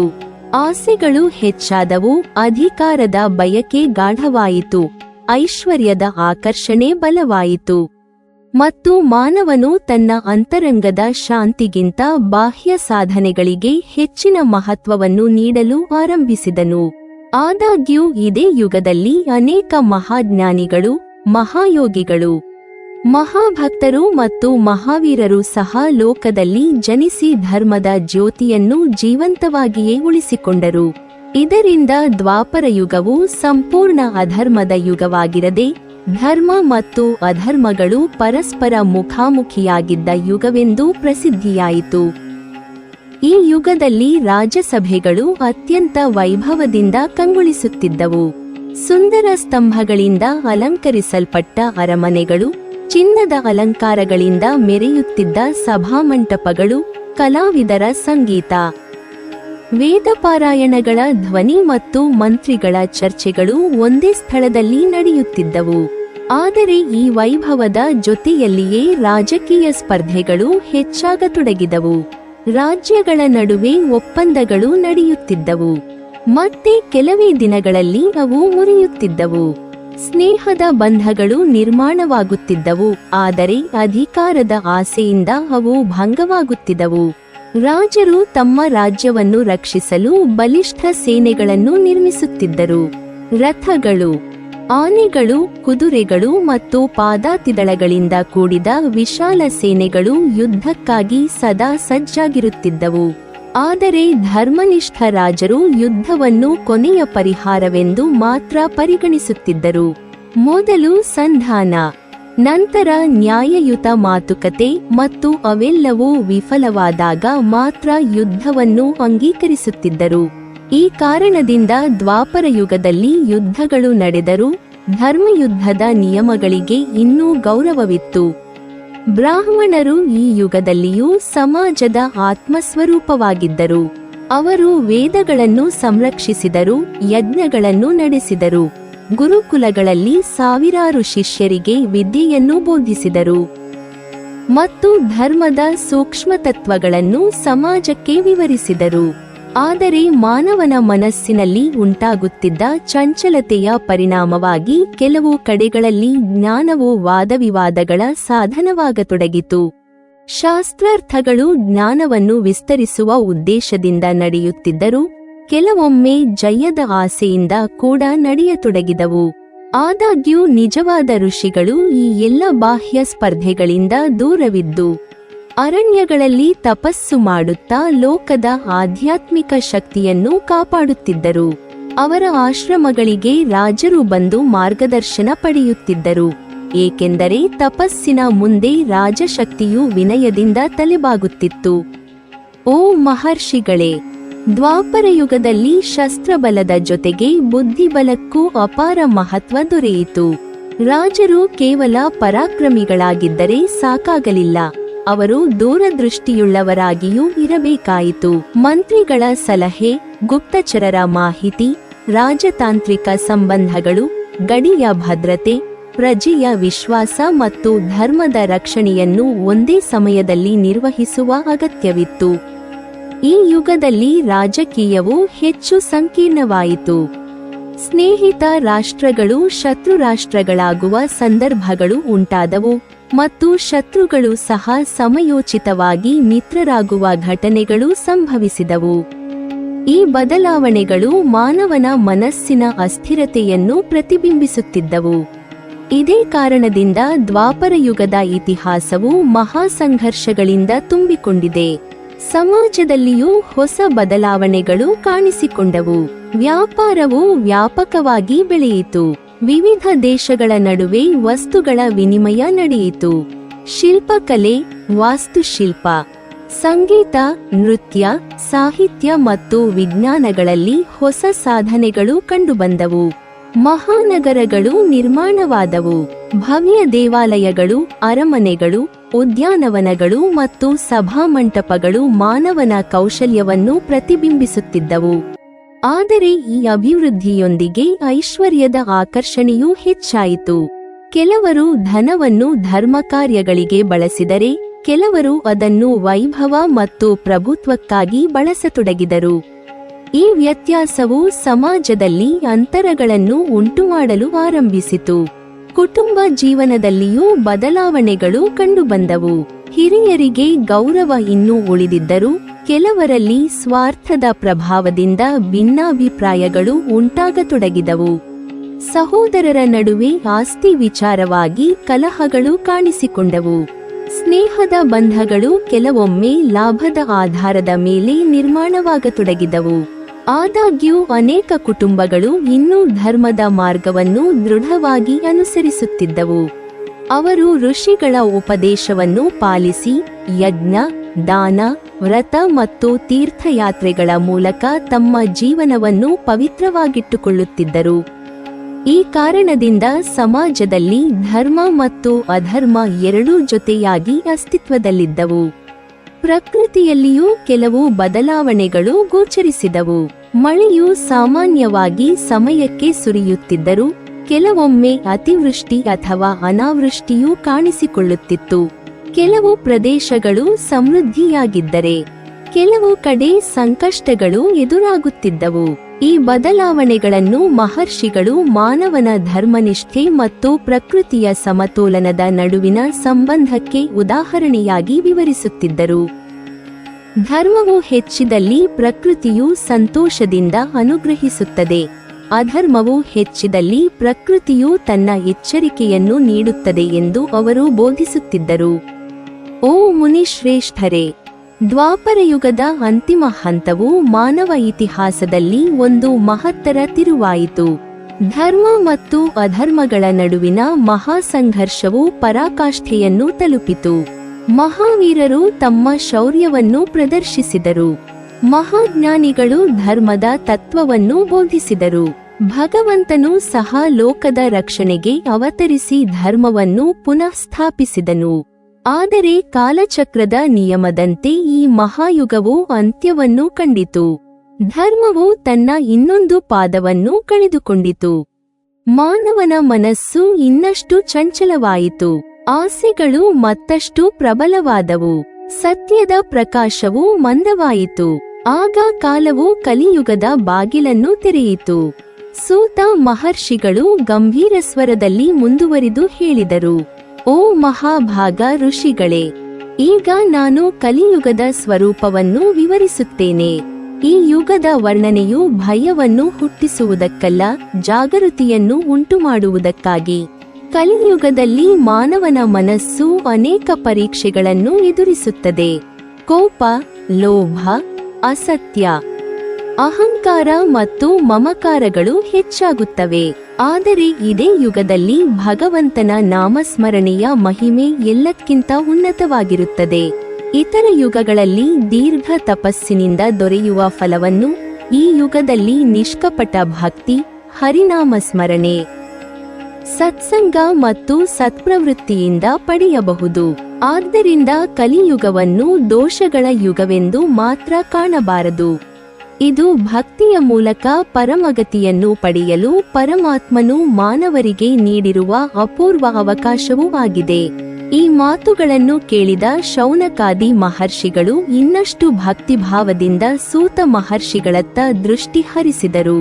ಕಲಿಯುಗದ ಸ್ವರೂಪ, ಅದರಲ್ಲಿನ ಮಾನವರ ಜೀವನ, ಧರ್ಮಕ್ಷಯದ ಕಾರಣಗಳು ಮತ್ತು ಭಗವಂತನ ಭಕ್ತಿಯ ಮಹಿಮೆಯನ್ನು ತಿಳಿದುಕೊಳ್ಳುವ ಗಾಢವಾದ ಆಸೆಯಿಂದ ಅವರು ಸಂಪೂರ್ಣ ಮೌನವಾಗಿ ಕುಳಿತು ಮುಂದಿನ ಪ್ರವಚನವನ್ನು ಶ್ರದ್ಧೆಯಿಂದ ಆಲಿಸಲು ಸಿದ್ಧರಾದರು. ಸೂತ ಮಹರ್ಷಿಗಳು ಶೌನಕಾದಿ ಮಹರ್ಷಿಗಳ ಗಂಭೀರವಾದ ಶ್ರದ್ಧೆಯನ್ನು ಗಮನಿಸಿ, ಸ್ವಲ್ಪ ಕ್ಷಣ ಧ್ಯಾನಸ್ಥರಾಗಿ ಭಗವಂತ ಶ್ರೀಹರಿಯನ್ನು ಮನಸ್ಸಿನಲ್ಲಿ ಸ್ಮರಿಸಿ ಹೀಗೆ ಹೇಳಿದರು: ಓ ಮಹಾಮುನಿಗಳೇ, ಈಗ ನಾನು ಕಾಲಚಕ್ರದ 4ನೆಯ ಅವಸ್ಥೆಯಾದ ಕಲಿಯುಗದ ಸ್ವರೂಪವನ್ನು ವಿವರಿಸುತ್ತೇನೆ. ಈ ಯುಗದ ಕುರಿತು ಮಹರ್ಷಿಗಳು ಹೇಳಿರುವ ಮಾತುಗಳು ಕೇವಲ ಭವಿಷ್ಯವನ್ನು ತಿಳಿಸುವುದಕ್ಕಾಗಿ ಅಲ್ಲ, ಜೀವಿಗಳಿಗೆ ಎಚ್ಚರಿಕೆಯನ್ನು ನೀಡುವ ದಿವ್ಯೋಪದೇಶವಾಗಿವೆ. ಕೃತಯುಗದಲ್ಲಿ ಧರ್ಮವು 4 ಪಾದಗಳ ಮೇಲೆ ಸ್ಥಿರವಾಗಿತ್ತು. ತ್ರೇತಾಯುಗದಲ್ಲಿ ಅದು 3 ಪಾದಗಳ ಮೇಲೆ ನಿಂತಿತು. ದ್ವಾಪರಯುಗದಲ್ಲಿ 2 ಪಾದಗಳ ಮೇಲೆ ಉಳಿಯಿತು. ಆದರೆ ಕಲಿಯುಗದಲ್ಲಿ ಧರ್ಮವು ಕೇವಲ 1 ಪಾದದ ಮೇಲೆ ಮಾತ್ರ ನಿಲ್ಲುತ್ತದೆ. ಆದಾಗ್ಯೂ ಆ ಒಂದೇ ಪಾದವು ಲೋಕಕ್ಕೆ ಆಶ್ರಯವಾಗಿರುತ್ತದೆ. ಅದು ಸತ್ಯ, ಭಕ್ತಿ ಮತ್ತು ಭಗವನ್ನಾಮದ ಮಹಿಮೆಯಾಗಿದೆ. ಆದ್ದರಿಂದ ಕಲಿಯುಗವನ್ನು ಕೇವಲ ಅಧರ್ಮದ ಯುಗವೆಂದು ಅರ್ಥ ಮಾಡಿಕೊಳ್ಳಬಾರದು. ಧರ್ಮವನ್ನು ಕಾಪಾಡಿಕೊಳ್ಳಲು ಅತ್ಯಂತ ಹೆಚ್ಚಿನ ಜಾಗೃತಿಯ ಅಗತ್ಯವಿರುವ ಯುಗವೆಂದು ತಿಳಿಯಬೇಕು. ಸೂತ ಮಹರ್ಷಿಗಳು ಮುಂದುವರಿದು ಹೇಳಿದರು: ಕಲಿಯುಗದ ಆರಂಭದಲ್ಲಿ ಮಾನವನ ಆಯುಷ್ಯವು ಕ್ರಮೇಣ ಕಡಿಮೆಯಾಗತೊಡಗುತ್ತದೆ. ದೇಹಬಲವು ಹಿಂದಿನ ಯುಗಗಳಿಗಿಂತ ಕ್ಷೀಣವಾಗುತ್ತದೆ. ಮನಸ್ಸು ಸ್ಥಿರವಾಗಿರುವುದಕ್ಕಿಂತ ಚಂಚಲವಾಗಿರುತ್ತದೆ. ಸಣ್ಣ ವಿಷಯಗಳಿಗೂ ಕೋಪವು ಉಂಟಾಗುತ್ತದೆ. ಅಲ್ಪ ಲಾಭಕ್ಕಾಗಿ ದೊಡ್ಡ ಧರ್ಮವನ್ನೇ ತ್ಯಜಿಸುವ ಪ್ರವೃತ್ತಿಯು ಕೆಲವರಲ್ಲಿ ಕಾಣಿಸಿಕೊಳ್ಳುತ್ತದೆ. ಜನರು ಸತ್ಯದ ಮಹತ್ವವನ್ನು ತಿಳಿದಿದ್ದರೂ ಸ್ವಾರ್ಥದ ಕಾರಣದಿಂದ ಅಸತ್ಯವನ್ನು ಆಶ್ರಯಿಸಲು ಪ್ರಾರಂಭಿಸುತ್ತಾರೆ. ವಾಗ್ದಾನಗಳನ್ನು ಸುಲಭವಾಗಿ ಉಲ್ಲಂಘಿಸುತ್ತಾರೆ. ಮಾತಿನಲ್ಲಿ ಮಧುರತೆ ಕಡಿಮೆಯಾಗಿ ಕಠಿಣತೆ ಹೆಚ್ಚಾಗುತ್ತದೆ. ಸಹನೆಯು ಕ್ಷೀಣಿಸುತ್ತದೆ. ಆತ್ಮಸಂಯಮವು ದುರ್ಬಲವಾಗುತ್ತದೆ. ಇಂದ್ರಿಯಗಳ ಆಕರ್ಷಣೆಯು ಬಲವಾಗುತ್ತದೆ. ಇದೇ ಕಲಿಯುಗದ ಪ್ರಾರಂಭಿಕ ಲಕ್ಷಣಗಳೆಂದು ಪ್ರಾಚೀನ ಋಷಿಗಳು ವಿವರಿಸಿದ್ದಾರೆ. ಓ ಮಹರ್ಷಿಗಳೇ, ಈ ಯುಗದಲ್ಲಿ ಮಾನವನ ಹೃದಯದಲ್ಲಿ ಲೋಭವು ನಿಧಾನವಾಗಿ ಪ್ರಮುಖ ಸ್ಥಾನವನ್ನು ಪಡೆಯುತ್ತದೆ. ಅವಶ್ಯಕತೆಯಷ್ಟೇ ಸಾಕು ಎಂಬ ತೃಪ್ತಿಯೂ ಕಡಿಮೆಯಾಗುತ್ತದೆ. ಹೆಚ್ಚು ಸಂಪಾದಿಸಬೇಕು, ಇನ್ನಷ್ಟು ಸಂಗ್ರಹಿಸಬೇಕು, ಮತ್ತೊಬ್ಬನಿಗಿಂತ ನಾನು ಶ್ರೇಷ್ಠನಾಗಿರಬೇಕು ಎಂಬ ಚಿಂತನೆಯು ಕೆಲವರ ಮನಸ್ಸನ್ನು ಆವರಿಸುತ್ತದೆ. ಧನವು ಜೀವನವನ್ನು ಸುಗಮಗೊಳಿಸುವ ಸಾಧನವಾಗಿದ್ದರೂ ಅದನ್ನೇ ಜೀವನದ ಗುರಿಯೆಂದು ಭಾವಿಸುವ ಪ್ರವೃತ್ತಿ ಬೆಳೆಯುತ್ತದೆ. ಈ ಕಾರಣದಿಂದ ಕೆಲವರು ನ್ಯಾಯದ ಮಾರ್ಗವನ್ನು ಬಿಟ್ಟು ಅನ್ಯಾಯದ ಮೂಲಕವೂ ಸಂಪತ್ತನ್ನು ಗಳಿಸಲು ಯತ್ನಿಸುತ್ತಾರೆ. ಆದರೆ ಧರ್ಮವನ್ನು ಬಿಟ್ಟು ಗಳಿಸಿದ ಸಂಪತ್ತು ಶಾಶ್ವತ ಸುಖವನ್ನು ನೀಡುವುದಿಲ್ಲ ಎಂಬ ಸತ್ಯವನ್ನು ಜ್ಞಾನಿಗಳು ಸದಾ ಬೋಧಿಸುತ್ತಾರೆ. ಸೂತ ಮಹರ್ಷಿಗಳು ಗಂಭೀರ ಸ್ವರದಲ್ಲಿ ಮುಂದುವರಿಸಿದರು: ಕಲಿಯುಗದಲ್ಲಿ ಅಸೂಯೆಯು ಸಹ ಮಾನವನ ಮನಸ್ಸನ್ನು ಕಾಡುತ್ತದೆ. ಇನ್ನೊಬ್ಬರ ಯಶಸ್ಸನ್ನು ಕಂಡು ಸಂತೋಷಪಡುವ ಬದಲು ಅದನ್ನು ಸಹಿಸಲಾಗದ ಮನೋಭಾವವು ಕೆಲವರಲ್ಲಿ ಉಂಟಾಗುತ್ತದೆ. ಒಬ್ಬನು ಧರ್ಮದಿಂದ ಬೆಳೆಯುತ್ತಿದ್ದರೂ ಅವನನ್ನು ಮೆಚ್ಚುವ ಬದಲು ಅವನನ್ನು ಕೆಳಕ್ಕೆಳೆಯುವ ಪ್ರಯತ್ನಗಳು ನಡೆಯುತ್ತವೆ. ಈ ಅಸೂಯೆಯು ಸ್ನೇಹವನ್ನು ದುರ್ಬಲಗೊಳಿಸುತ್ತದೆ, ಕುಟುಂಬಗಳಲ್ಲಿ ಕಲಹವನ್ನು ಉಂಟುಮಾಡುತ್ತದೆ, ಸಮಾಜದಲ್ಲಿ ವಿಭಜನೆಯನ್ನು ಹೆಚ್ಚಿಸುತ್ತದೆ. ಆದ್ದರಿಂದ ಋಷಿಗಳು ಪರರ ಯಶಸ್ಸಿನಲ್ಲಿ ಸಂತೋಷಪಡುವ ಗುಣವನ್ನು ಅತ್ಯಂತ ಉನ್ನತವಾದ ಸತ್ಪ್ರವೃತ್ತಿ ಎಂದು ಬೋಧಿಸಿದ್ದಾರೆ. ಓ ಮುನಿಶ್ರೇಷ್ಠರೇ, ಕಲಿಯುಗದ ಮತ್ತೊಂದು ಲಕ್ಷಣವೆಂದರೆ ಅಹಂಕಾರದ ವೃದ್ಧಿ. ಸ್ವಲ್ಪ ವಿದ್ಯೆ ಬಂದರೂ ತಾನೇ ಸರ್ವಜ್ಞನೆಂದು ಭಾವಿಸುವನು. ಸ್ವಲ್ಪ ಧನ ಬಂದರೂ ತಾನೇ ಶ್ರೇಷ್ಠನೆಂದು ಭಾವಿಸುವನು. ಸ್ವಲ್ಪ ಅಧಿಕಾರ ದೊರೆತರೂ ಅದನ್ನು ಶಾಶ್ವತವೆಂದು ಭ್ರಮಿಸುವನು. ಆದರೆ ಕಾಲಚಕ್ರವು ಎಲ್ಲರಿಗೂ ಒಂದೇ ಪಾಠವನ್ನು ಕಲಿಸುತ್ತದೆ. ಇಂದು ಉನ್ನತ ಸ್ಥಾನದಲ್ಲಿರುವವನು ನಾಳೆ ಸಾಮಾನ್ಯನಾಗಬಹುದು. ಇಂದು ಬಲಿಷ್ಠನಾಗಿರುವವನು ನಾಳೆ ದುರ್ಬಲನಾಗಬಹುದು. ಆದ್ದರಿಂದ ವಿನಯವೇ ನಿಜವಾದ ಆಭರಣವೆಂದು ಮಹರ್ಷಿಗಳು ಉಪದೇಶಿಸಿದ್ದಾರೆ.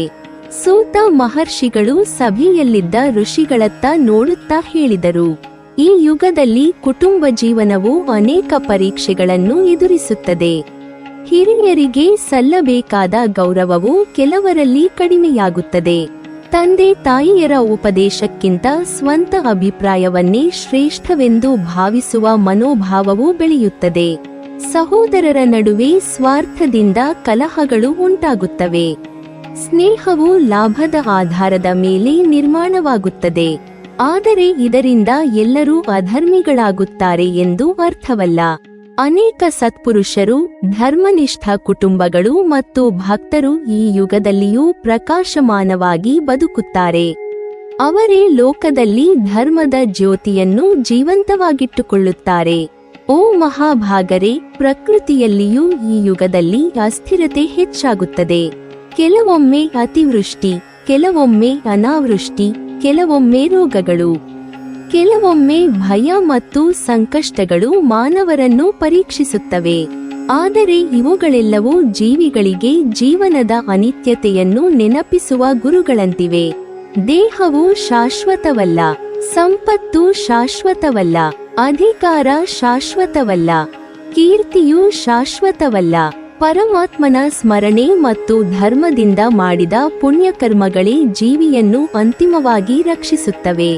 ಸೂತ ಮಹರ್ಷಿಗಳು ತಮ್ಮ ವಚನವನ್ನು ಇನ್ನಷ್ಟು ಮಧುರಗೊಳಿಸುತ್ತಾ ಹೇಳಿದರು. ಆದರೆ ಓ ಋಷಿ ಶ್ರೇಷ್ಠರೇ, ಕಲಿಯುಗದ ದೋಷಗಳನ್ನು ಮಾತ್ರ ಕೇಳಿ ನಿರಾಶರಾಗಬಾರದು. ಈ ಯುಗದಲ್ಲಿಯೇ ಪರಮ ಕರುಣಾಮಯನಾದ ಶ್ರೀಹರಿಯ ಅಪಾರ ಅನುಗ್ರಹವು ವಿಶೇಷವಾಗಿ ವ್ಯಕ್ತವಾಗುತ್ತದೆ. ಕೃತಯುಗದಲ್ಲಿ ಸಾವಿರಾರು ವರ್ಷಗಳ ತಪಸ್ಸಿನಿಂದ ದೊರೆಯುವ ಪುಣ್ಯವನ್ನು, ತ್ರೇತಾಯುಗದಲ್ಲಿ ಮಹಾಯಜ್ಞಗಳಿಂದ ದೊರೆಯುವ ಫಲವನ್ನು, ದ್ವಾಪರಯುಗದಲ್ಲಿ ವೈಭವಯುತ ದೇವಾರಾಧನೆಯಿಂದ ಲಭಿಸುವ ಅನುಗ್ರಹವನ್ನು, ಕಲಿಯುಗದಲ್ಲಿ ನಿಷ್ಕಪಟ ಭಕ್ತಿಯಿಂದ, ಭಗವನ್ನಾಮ ಸ್ಮರಣೆಯಿಂದ, ಸತ್ಸಂಗದಿಂದ, ಪವಿತ್ರ ಗ್ರಂಥಗಳ ಶ್ರವಣದಿಂದ ಮತ್ತು ಸತ್ಯನಿಷ್ಠ ಜೀವನದಿಂದ ಸುಲಭವಾಗಿ ಪಡೆಯಬಹುದು ಎಂದು ಮಹರ್ಷಿಗಳು ಘೋಷಿಸಿದ್ದಾರೆ. ಇದೇ ಕಲಿಯುಗದ ಮಹತ್ತರ ವೈಶಿಷ್ಟ್ಯವಾಗಿದೆ. ಒಬ್ಬ ಮಾನವನು ಪ್ರಾಮಾಣಿಕ ಹೃದಯದಿಂದ ನಾರಾಯಣ, ಹರಿ, ಗೋವಿಂದ, ವಾಸುದೇವ ಎಂದು ಭಗವಂತನ ನಾಮವನ್ನು ಸ್ಮರಿಸಿದರೂ ಆ ನಾಮಸ್ಮರಣೆಯ ಶಕ್ತಿಯು ಅವನ ಮನಸ್ಸನ್ನು ಶುದ್ಧಗೊಳಿಸುತ್ತದೆ. ನಾಮಸ್ಮರಣೆಯು ಅಂತರಂಗದಲ್ಲಿರುವ ಅಹಂಕಾರವನ್ನು ಕರಗಿಸುತ್ತದೆ, ಲೋಭವನ್ನು ಕಡಿಮೆ ಮಾಡುತ್ತದೆ, ಕೋಪವನ್ನು ಶಮನಗೊಳಿಸುತ್ತದೆ, ಭಯವನ್ನು ದೂರ ಮಾಡುತ್ತದೆ, ಭಕ್ತಿಯ ಬೆಳಕನ್ನು ಹೃದಯದಲ್ಲಿ ಬೆಳಗಿಸುತ್ತದೆ. ಆದ್ದರಿಂದ ಕಲಿಯುಗದಲ್ಲಿ ಭಗವನ್ನಾಮವೇ ಜೀವಿಗಳ ಅತ್ಯಂತ ದೊಡ್ಡ ಆಶ್ರಯವಾಗಿದೆ. ಈ ಮಾತುಗಳನ್ನು ಕೇಳಿದ ಶೌನಕಾದಿ ಮಹರ್ಷಿಗಳ ಮುಖಗಳಲ್ಲಿ ಭಕ್ತಿಯ ಕಾಂತಿಯು ಮತ್ತಷ್ಟು ಬೆಳಗಿತು. ಅವರು ಸೂತ ಮಹರ್ಷಿಗಳ ವಚನಗಳನ್ನು ಮನಸ್ಸಿನಲ್ಲಿ ಆಳವಾಗಿ ಧ್ಯಾನಿಸುತ್ತಾ, ಕಲಿಯುಗದಲ್ಲಿ ಭಕ್ತಿಯ ಮಹಿಮೆ ಇಷ್ಟೊಂದು ಅಪಾರವಾಗಿದ್ದರೆ ಅದರ ಸಾಧನೆ ಹೇಗೆ ಮಾಡಬೇಕು? ಭಾರತ ವರ್ಷವು ಏಕೆ ಕರ್ಮಭೂಮಿ ಎಂದು ಕರೆಯಲ್ಪಟ್ಟಿದೆ? ಹೈಮವತ ವರ್ಷ ಮತ್ತು ಹರಿವರ್ಷಗಳ ಶ್ರೇಷ್ಠತೆಯನ್ನು ಪುರಾಣವು ಹೇಗೆ ವಿವರಿಸುತ್ತದೆ ಎಂಬ ಜಿಜ್ಞಾಸೆಯಿಂದ ಮತ್ತಷ್ಟು ಕುತೂಹಲಗೊಂಡರು. ಆಗ ಸೂತ ಮಹರ್ಷಿಗಳು ಅವರ ಮನಸ್ಸಿನ ಪ್ರಶ್ನೆಯನ್ನು ಅರಿತು ಮುಂದಿನ ಪ್ರವಚನದಲ್ಲಿ ಭಾರತ ವರ್ಷ, ಹೈಮವತ ವರ್ಷ ಮತ್ತು ಹರಿವರ್ಷಗಳ ದಿವ್ಯ ಮಹಿಮೆಯನ್ನು ವಿಸ್ತಾರವಾಗಿ ವಿವರಿಸಲು ಸಿದ್ಧರಾದರು. ಸೂತ ಮಹರ್ಷಿಗಳು ಶೌನಕಾದಿ ಮಹರ್ಷಿಗಳ ಜಿಜ್ಞಾಸೆಯನ್ನು ಅರಿತು ಸಂತೋಷಗೊಂಡು ತಮ್ಮ ಪವಿತ್ರ ಪ್ರವಚನವನ್ನು ಮುಂದುವರಿಸುತ್ತಾ ಹೀಗೆ ಹೇಳಿದರು. ಓ ಮಹಾಭಾಗ ಮುನಿಗಳೇ, ಈಗ ನಾನು ಭೂಮಂಡಲದ ವಿಭಾಗಗಳಲ್ಲಿ ಅತ್ಯಂತ ಪವಿತ್ರವೆಂದು ಪ್ರಸಿದ್ಧವಾದ ಭಾರತ ವರ್ಷ, ಹೈಮವತ ವರ್ಷ ಮತ್ತು ಹರಿವರ್ಷಗಳ ಮಹಿಮೆಯನ್ನು ನಿಮಗೆ ವಿವರಿಸುತ್ತೇನೆ. ಈ ವರ್ಷಗಳ ವಿವರಣೆಯು ಕೇವಲ ಭೌಗೋಳಿಕ ವಿಷಯವಲ್ಲ. ಪ್ರತಿಯೊಂದು ವರ್ಷವೂ ಒಂದು ದೈವಿಕ ಧರ್ಮತತ್ವವನ್ನು ಪ್ರತಿನಿಧಿಸುತ್ತದೆ. ಪರಮಾತ್ಮನು ಸೃಷ್ಟಿಯನ್ನು ರಚಿಸಿದಾಗ ಜೀವಿಗಳು ತಮ್ಮ ತಮ್ಮ ಕರ್ಮ, ಸಂಸ್ಕಾರ ಮತ್ತು ಆಧ್ಯಾತ್ಮಿಕ ಅರ್ಹತೆಗೆ ಅನುಗುಣವಾಗಿ ವಿವಿಧ ಪ್ರದೇಶಗಳಲ್ಲಿ ಜನ್ಮವನ್ನು ಪಡೆಯುವ ವ್ಯವಸ್ಥೆಯನ್ನು ರೂಪಿಸಿದನು. ಆ ವ್ಯವಸ್ಥೆಯಲ್ಲಿಯೇ ಭಾರತ ವರ್ಷವು ಕರ್ಮಭೂಮಿಯಾಗಿ, ಹೈಮವತ ವರ್ಷವು ತಪೋಭೂಮಿಯಾಗಿ ಮತ್ತು ಹರಿವರ್ಷವು ಭಕ್ತಿಭೂಮಿಯಾಗಿ ಪುರಾಣಗಳಲ್ಲಿ ಪ್ರಸಿದ್ಧಿಯಾಯಿತು. ಈ 3 ವರ್ಷಗಳ ಮಹಿಮೆಯನ್ನು ತಿಳಿದವನು ಮಾನವ ಜನ್ಮದ ಉದ್ದೇಶವನ್ನು ಹೆಚ್ಚು ಸ್ಪಷ್ಟವಾಗಿ ಅರ್ಥಮಾಡಿಕೊಳ್ಳುತ್ತಾನೆ. ಓ ಮುನಿಶ್ರೇಷ್ಠರೇ, ಭೂಮಂಡಲದ ಮಧ್ಯಭಾಗದಲ್ಲಿ ನೆಲೆಗೊಂಡಿರುವ ಭಾರತ ವರ್ಷವು ದೇವತೆಗಳಿಗೂ ಅಪೇಕ್ಷಣೀಯವಾದ ಪುಣ್ಯಭೂಮಿಯಾಗಿದೆ.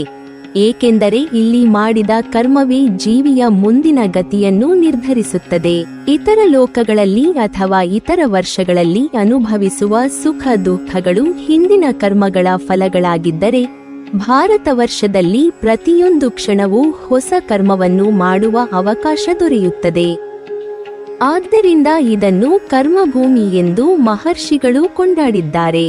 ಇಲ್ಲಿ ಜನಿಸಿದ ಜೀವಿಗೆ ಧರ್ಮವನ್ನು ಆಚರಿಸುವ ಸ್ವಾತಂತ್ರ್ಯವಿದೆ, ಅಧರ್ಮವನ್ನು ತ್ಯಜಿಸುವ ಅವಕಾಶವಿದೆ, ಭಗವಂತನ ಭಕ್ತಿಯನ್ನು ಬೆಳೆಸಿಕೊಳ್ಳುವ ಅವಕಾಶವಿದೆ, ಜ್ಞಾನವನ್ನು ಸಂಪಾದಿಸುವ ಅವಕಾಶವಿದೆ, ಮೋಕ್ಷದತ್ತ ಸಾಗುವ ದಾರಿಯನ್ನು ಆಯ್ಕೆ ಮಾಡುವ ಅವಕಾಶವಿದೆ. ಇದೇ ಭಾರತ ವರ್ಷದ ಪರಮ ವೈಶಿಷ್ಟ್ಯವಾಗಿದೆ. ಸೂತ ಮಹರ್ಷಿಗಳು ಮುಂದುವರಿದು ಹೇಳಿದರು, ಭಾರತ ವರ್ಷದಲ್ಲಿ ಕಾಲಚಕ್ರವು 4 ಯುಗಗಳ ರೂಪದಲ್ಲಿ ಸ್ಪಷ್ಟವಾಗಿ ವ್ಯಕ್ತವಾಗುತ್ತದೆ. ಕೃತಯುಗ, ತ್ರೇತಾಯುಗ, ದ್ವಾಪರಯುಗ ಮತ್ತು ಕಲಿಯುಗಗಳು ಇಲ್ಲಿ ತಮ್ಮ ತಮ್ಮ ಧರ್ಮವನ್ನು ಪ್ರದರ್ಶಿಸುತ್ತವೆ. ಮಾನವನ ಆಯುಷ್ಯ, ದೇಹಬಲ, ಮನೋಬಲ, ಸಮಾಜದ ಸ್ಥಿತಿ, ಧರ್ಮದ ಪ್ರಭಾವ ಮತ್ತು ಪ್ರಕೃತಿಯ ಸಮತೋಲನ ಎಲ್ಲವೂ ಕಾಲದ ಅನುಸಾರವಾಗಿ ಬದಲಾಗುತ್ತವೆ. ಈ ಬದಲಾವಣೆಗಳ ಮೂಲಕ ಜೀವಿಗಳು ಲೋಕದ ಅನಿತ್ಯತೆಯನ್ನು ಅರಿತು ಶಾಶ್ವತವಾದ ಪರಮಾತ್ಮನ ಶರಣಾಗಬೇಕೆಂಬ ಸಂದೇಶವನ್ನು ಪಡೆಯುತ್ತಾರೆ. ಆದ್ದರಿಂದ ಭಾರತ ವರ್ಷದಲ್ಲಿ ಜನ್ಮ ಪಡೆಯುವುದು ಮಹಾಪುಣ್ಯದ ಫಲವೆಂದು ಋಷಿಗಳು ಬೋಧಿಸಿದ್ದಾರೆ. ಓ ಮಹರ್ಷಿಗಳೇ, ಭಾರತ ವರ್ಷದ ಮತ್ತೊಂದು ವೈಶಿಷ್ಟ್ಯವೆಂದರೆ ಇಲ್ಲಿ ಅನೇಕ ತೀರ್ಥಕ್ಷೇತ್ರಗಳು, ಪವಿತ್ರ ನದಿಗಳು, ದೇವಾಲಯಗಳು, ಮಹರ್ಷಿಗಳ ಆಶ್ರಮಗಳು ಮತ್ತು ಯೋಗಿಗಳ ತಪೋಭೂಮಿಗಳು ನೆಲೆಗೊಂಡಿವೆ. ಗಂಗಾ, ಯಮುನಾ, ಸರಸ್ವತಿ, ಗೋದಾವರಿ, ನರ್ಮದಾ, ಕೃಷ್ಣ, ಕಾವೇರಿ ಮೊದಲಾದ ಪವಿತ್ರ ನದಿಗಳು ಜೀವಿಗಳಿಗೆ ಪಾಪಕ್ಷಯವನ್ನುಂಟು ಮಾಡುವ ಪುಣ್ಯಜಲವನ್ನು ನೀಡುತ್ತವೆ ಎಂದು ಶಾಸ್ತ್ರಗಳು ಕೊಂಡಾಡುತ್ತವೆ. ಹಿಮಾಲಯ, ವಿಂಧ್ಯ, ಮಲಯ, ಸಹ್ಯಾದ್ರಿ ಮತ್ತು ಇತರ ಪರ್ವತಗಳು ಅನೇಕ ಋಷಿಗಳ ತಪಸ್ಸಿಗೆ ಸಾಕ್ಷಿಯಾಗಿವೆ. ಪ್ರತಿಯೊಂದು ತೀರ್ಥವೂ ಭಕ್ತರಿಗೆ ಆತ್ಮಶುದ್ಧಿಯ ಸಂದೇಶವನ್ನು ನೀಡುತ್ತದೆ. ಆದರೆ ಮಹರ್ಷಿಗಳು ಸದಾ ಒಂದು ವಿಷಯವನ್ನು ಸ್ಪಷ್ಟಪಡಿಸಿದ್ದಾರೆ, ತೀರ್ಥ ಸ್ನಾನಕ್ಕಿಂತಲೂ ಮನಸ್ಸಿನ ಶುದ್ಧಿಯೇ ಶ್ರೇಷ್ಠ. ಹೊರಗಿನ ನದಿಯಲ್ಲಿ ಸ್ನಾನ ಮಾಡುವುದರ ಜೊತೆಗೆ ಅಂತರಂಗದಲ್ಲಿರುವ ಅಹಂಕಾರ, ದ್ವೇಷ ಮತ್ತು ಲೋಭಗಳನ್ನು ತೊಳೆದು ಹಾಕಿದಾಗ ಮಾತ್ರ ತೀರ್ಥಯಾತ್ರೆಯು ಸಂಪೂರ್ಣ ಫಲವನ್ನು ನೀಡುತ್ತದೆ. ಸೂತ ಮಹರ್ಷಿಗಳು ನಂತರ ಹೈಮವತ ವರ್ಷದ ಮಹಿಮೆಯನ್ನು ವಿವರಿಸುತ್ತಾ ಹೇಳಿದರು, ಓ ಮುನಿಶ್ರೇಷ್ಠರೇ, ಭಾರತ ವರ್ಷಕ್ಕಿಂತ ಉತ್ತರ ಭಾಗದಲ್ಲಿ ದಿವ್ಯ ಹಿಮಪರ್ವತಗಳಿಂದ ಆವರಿಸಲ್ಪಟ್ಟ ಹೈಮವತ ವರ್ಷವು ಅತ್ಯಂತ ಪವಿತ್ರವಾದ ತಪೋಭೂಮಿಯಾಗಿದೆ. ಅಲ್ಲಿ ಪ್ರಕೃತಿಯು ಅಪಾರವಾದ ಶಾಂತಿಯನ್ನು ಹೊಂದಿದೆ. ಹಿಮದಿಂದ ಆವೃತವಾದ ಶಿಖರಗಳು ಸದಾ ನಿರ್ಮಲತೆಯ ಸಂಕೇತವಾಗಿ ನಿಂತಿವೆ. ಸ್ಫಟಿಕದಂತೆ ಶುದ್ಧವಾದ ನದಿಗಳು ಹರಿಯುತ್ತವೆ. ದಟ್ಟವಾದ ಅರಣ್ಯಗಳಲ್ಲಿ ಮಹರ್ಷಿಗಳು, ಯೋಗಿಗಳು ಮತ್ತು ಸಿದ್ಧಪುರುಷರು ನಿರಂತರ ತಪಸ್ಸಿನಲ್ಲಿ ನಿರತರಾಗಿರುತ್ತಾರೆ. ಅಲ್ಲಿನ ವಾತಾವರಣವು ಧ್ಯಾನಕ್ಕೆ ಅತ್ಯಂತ ಅನುಕೂಲಕರವಾಗಿದೆ. ಮನಸ್ಸಿನ ಚಂಚಲತೆ ಅಲ್ಲಿ ಶೀಘ್ರವಾಗಿ ಶಮನವಾಗುತ್ತದೆ. ಇಂದ್ರಿಯಗಳು ಸುಲಭವಾಗಿ ಸಂಯಮಕ್ಕೆ ಬರುತ್ತವೆ. ಪರಮಾತ್ಮನ ಧ್ಯಾನದಲ್ಲಿ ಮನಸ್ಸು ಲೀನವಾಗಲು ಅಲ್ಲಿ ವಿಶೇಷವಾದ ಅನುಗ್ರಹವಿದೆ ಎಂದು ಪುರಾಣಗಳು ವಿವರಿಸುತ್ತವೆ. ಹೈಮವತ ವರ್ಷದಲ್ಲಿ ವಾಸಿಸುವ ಮಹರ್ಷಿಗಳು ಲೋಕದ ಕೀರ್ತಿಯನ್ನು ಬಯಸುವುದಿಲ್ಲ. ಅವರು ಮೌನ, ಧ್ಯಾನ, ಜಪ, ಯೋಗ ಮತ್ತು ಬ್ರಹ್ಮಚಿಂತನೆಯಲ್ಲಿಯೇ ತಮ್ಮ ಜೀವನವನ್ನು ಕಳೆಯುತ್ತಾರೆ. ಅವರ ತಪಸ್ಸಿನ ಶಕ್ತಿಯು ಇಡೀ ಭೂಮಂಡಲಕ್ಕೂ ಮಂಗಳವನ್ನು ಉಂಟುಮಾಡುತ್ತದೆ. ಅವರು ವೈಯಕ್ತಿಕ ಸಿದ್ಧಿಗಳನ್ನು ಬಯಸುವುದಿಲ್ಲ. ಸಮಸ್ತ ಜೀವಿಗಳ ಕ್ಷೇಮವನ್ನೇ ತಮ್ಮ ತಪಸ್ಸಿನ ಫಲವೆಂದು ಭಾವಿಸುತ್ತಾರೆ. ಆದ್ದರಿಂದ ಹೈಮವತ ವರ್ಷವು ಕೇವಲ ಒಂದು ಭೌತಿಕ ಪ್ರದೇಶವಲ್ಲ, ಅದು ವೈರಾಗ್ಯ, ಜ್ಞಾನ ಮತ್ತು ತಪಸ್ಸಿನ ಜೀವಂತ ಸಂಕೇತವಾಗಿದೆ. ಅನಂತರ ಸೂತ ಮಹರ್ಷಿಗಳು ಹರಿವರ್ಷದ ಮಹಿಮೆಯನ್ನು ವರ್ಣಿಸುತ್ತಾ ಗಂಭೀರ ಸ್ವರದಲ್ಲಿ ಹೇಳಿದರು, ಓ ಮಹಾಮುನಿಗಳೇ, ಹೈಮವತ ವರ್ಷಕ್ಕಿಂತಲೂ ಶ್ರೇಷ್ಠವೆಂದು ಪುರಾಣಗಳಲ್ಲಿ ಕೊಂಡಾಡಲ್ಪಟ್ಟಿರುವ ಹರಿವರ್ಷವು ಪರಮಭಕ್ತಿಯ ಭೂಮಿಯಾಗಿದೆ. ಅಲ್ಲಿ ಭಗವಂತ ಶ್ರೀಹರಿಯ ಸ್ಮರಣೆ ಪ್ರತಿಯೊಂದು ಉಸಿರಿನಲ್ಲಿಯೂ ಜೀವಂತವಾಗಿದೆ. ಅಲ್ಲಿನ ನಿವಾಸಿಗಳು ಭಕ್ತಿಯನ್ನು ಜೀವನದ ಕೇಂದ್ರವನ್ನಾಗಿ ಮಾಡಿಕೊಂಡಿದ್ದಾರೆ. ಅವರು ಧರ್ಮವನ್ನು ಕೇವಲ ಆಚರಣೆಯಾಗಿ ಪಾಲಿಸುವುದಿಲ್ಲ, ಪ್ರೀತಿಯಿಂದ ಅನುಭವಿಸುತ್ತಾರೆ. ಅವರ ಮನಸ್ಸಿನಲ್ಲಿ ದ್ವೇಷವಿಲ್ಲ, ಅಹಂಕಾರವಿಲ್ಲ, ಲೋಭವಿಲ್ಲ. ಪರಸ್ಪರ ಸಮತ್ವದಿಂದ ವರ್ತಿಸುತ್ತಾರೆ. ಎಲ್ಲ ಜೀವಿಗಳಲ್ಲಿಯೂ ಶ್ರೀಹರಿಯ ದಿವ್ಯ ಸ್ವರೂಪವನ್ನು ಕಾಣುತ್ತಾರೆ. ಈ ಕಾರಣದಿಂದ ಅವರ ಜೀವನವು ಸದಾ ಶಾಂತಿ, ಸಂತೋಷ ಮತ್ತು ಪರಮಾನಂದದಿಂದ ತುಂಬಿರುತ್ತದೆ. ಹರಿವರ್ಷದಲ್ಲಿ ಭಗವಂತನ ಆರಾಧನೆಯು ಯಾವುದೇ ಬಲಾತ್ಕಾರದಿಂದ ನಡೆಯುವುದಿಲ್ಲ. ಅದು ಉಸಿರಿನಂತೆ ಸಹಜವಾಗಿರುತ್ತದೆ. ಅಲ್ಲಿ ಕೀರ್ತನೆ, ನಾಮಸ್ಮರಣೆ, ಧ್ಯಾನ ಮತ್ತು ಭಕ್ತಿ ನಿರಂತರವಾಗಿ ಹರಿಯುತ್ತಿರುತ್ತವೆ. ನದಿಗಳು ಹರಿಯುವಂತೆ ಹರಿನಾಮವು ಅಲ್ಲಿನ ಜನರ ಹೃದಯಗಳಲ್ಲಿ ಸದಾ ಪ್ರವಹಿಸುತ್ತಿರುತ್ತದೆ. ಆದ್ದರಿಂದ ಹರಿವರ್ಷವು ಮೋಕ್ಷದ ಮಾರ್ಗವನ್ನು ಸುಲಭವಾಗಿ ಅನುಭವಿಸಬಹುದಾದ ಭೂಭಾಗವೆಂದು ಮಹರ್ಷಿಗಳು ವರ್ಣಿಸಿದ್ದಾರೆ. ಆದರೆ ಓ ಮುನಿಗಳೇ, ಇದರ ಅಂತರಾರ್ಥವನ್ನು ಚೆನ್ನಾಗಿ ತಿಳಿದುಕೊಳ್ಳಬೇಕು. ಹರಿವರ್ಷವೆಂದರೆ ಕೇವಲ ಒಂದು ಸ್ಥಳವಲ್ಲ. ಭಗವಂತನ ಮೇಲಿನ ಅಚಲ ಭಕ್ತಿಯು ನೆಲೆಸಿರುವ ಹೃದಯವೇ ನಿಜವಾದ ಹರಿವರ್ಷವಾಗಿದೆ. ಸೂತ ಮಹರ್ಷಿಗಳು ತಮ್ಮ ಪ್ರವಚನವನ್ನು ಸಮಾಪ್ತಿಗೊಳಿಸುತ್ತಾ ಹೀಗೆ ಹೇಳಿದರು: ಈ ರೀತಿಯಾಗಿ ಭಾರತ ವರ್ಷವು ಕರ್ಮದ ಮೂಲಕ, ಹೈಮವತ ವರ್ಷವು ತಪಸ್ಸಿನ ಮೂಲಕ ಮತ್ತು ಹರಿವರ್ಷವು ಭಕ್ತಿಯ ಮೂಲಕ ಜೀವಿಯನ್ನು ಪರಮಗತಿಯತ್ತ ಕರೆದೊಯ್ಯುತ್ತವೆ. ಆದರೆ ಈ ಮೂರು ಮಾರ್ಗಗಳ ಪರಮಗುರಿಯೂ ಒಂದೇ, ಅದು ಪರಮಾತ್ಮನ ಸಾಕ್ಷಾತ್ಕಾರ.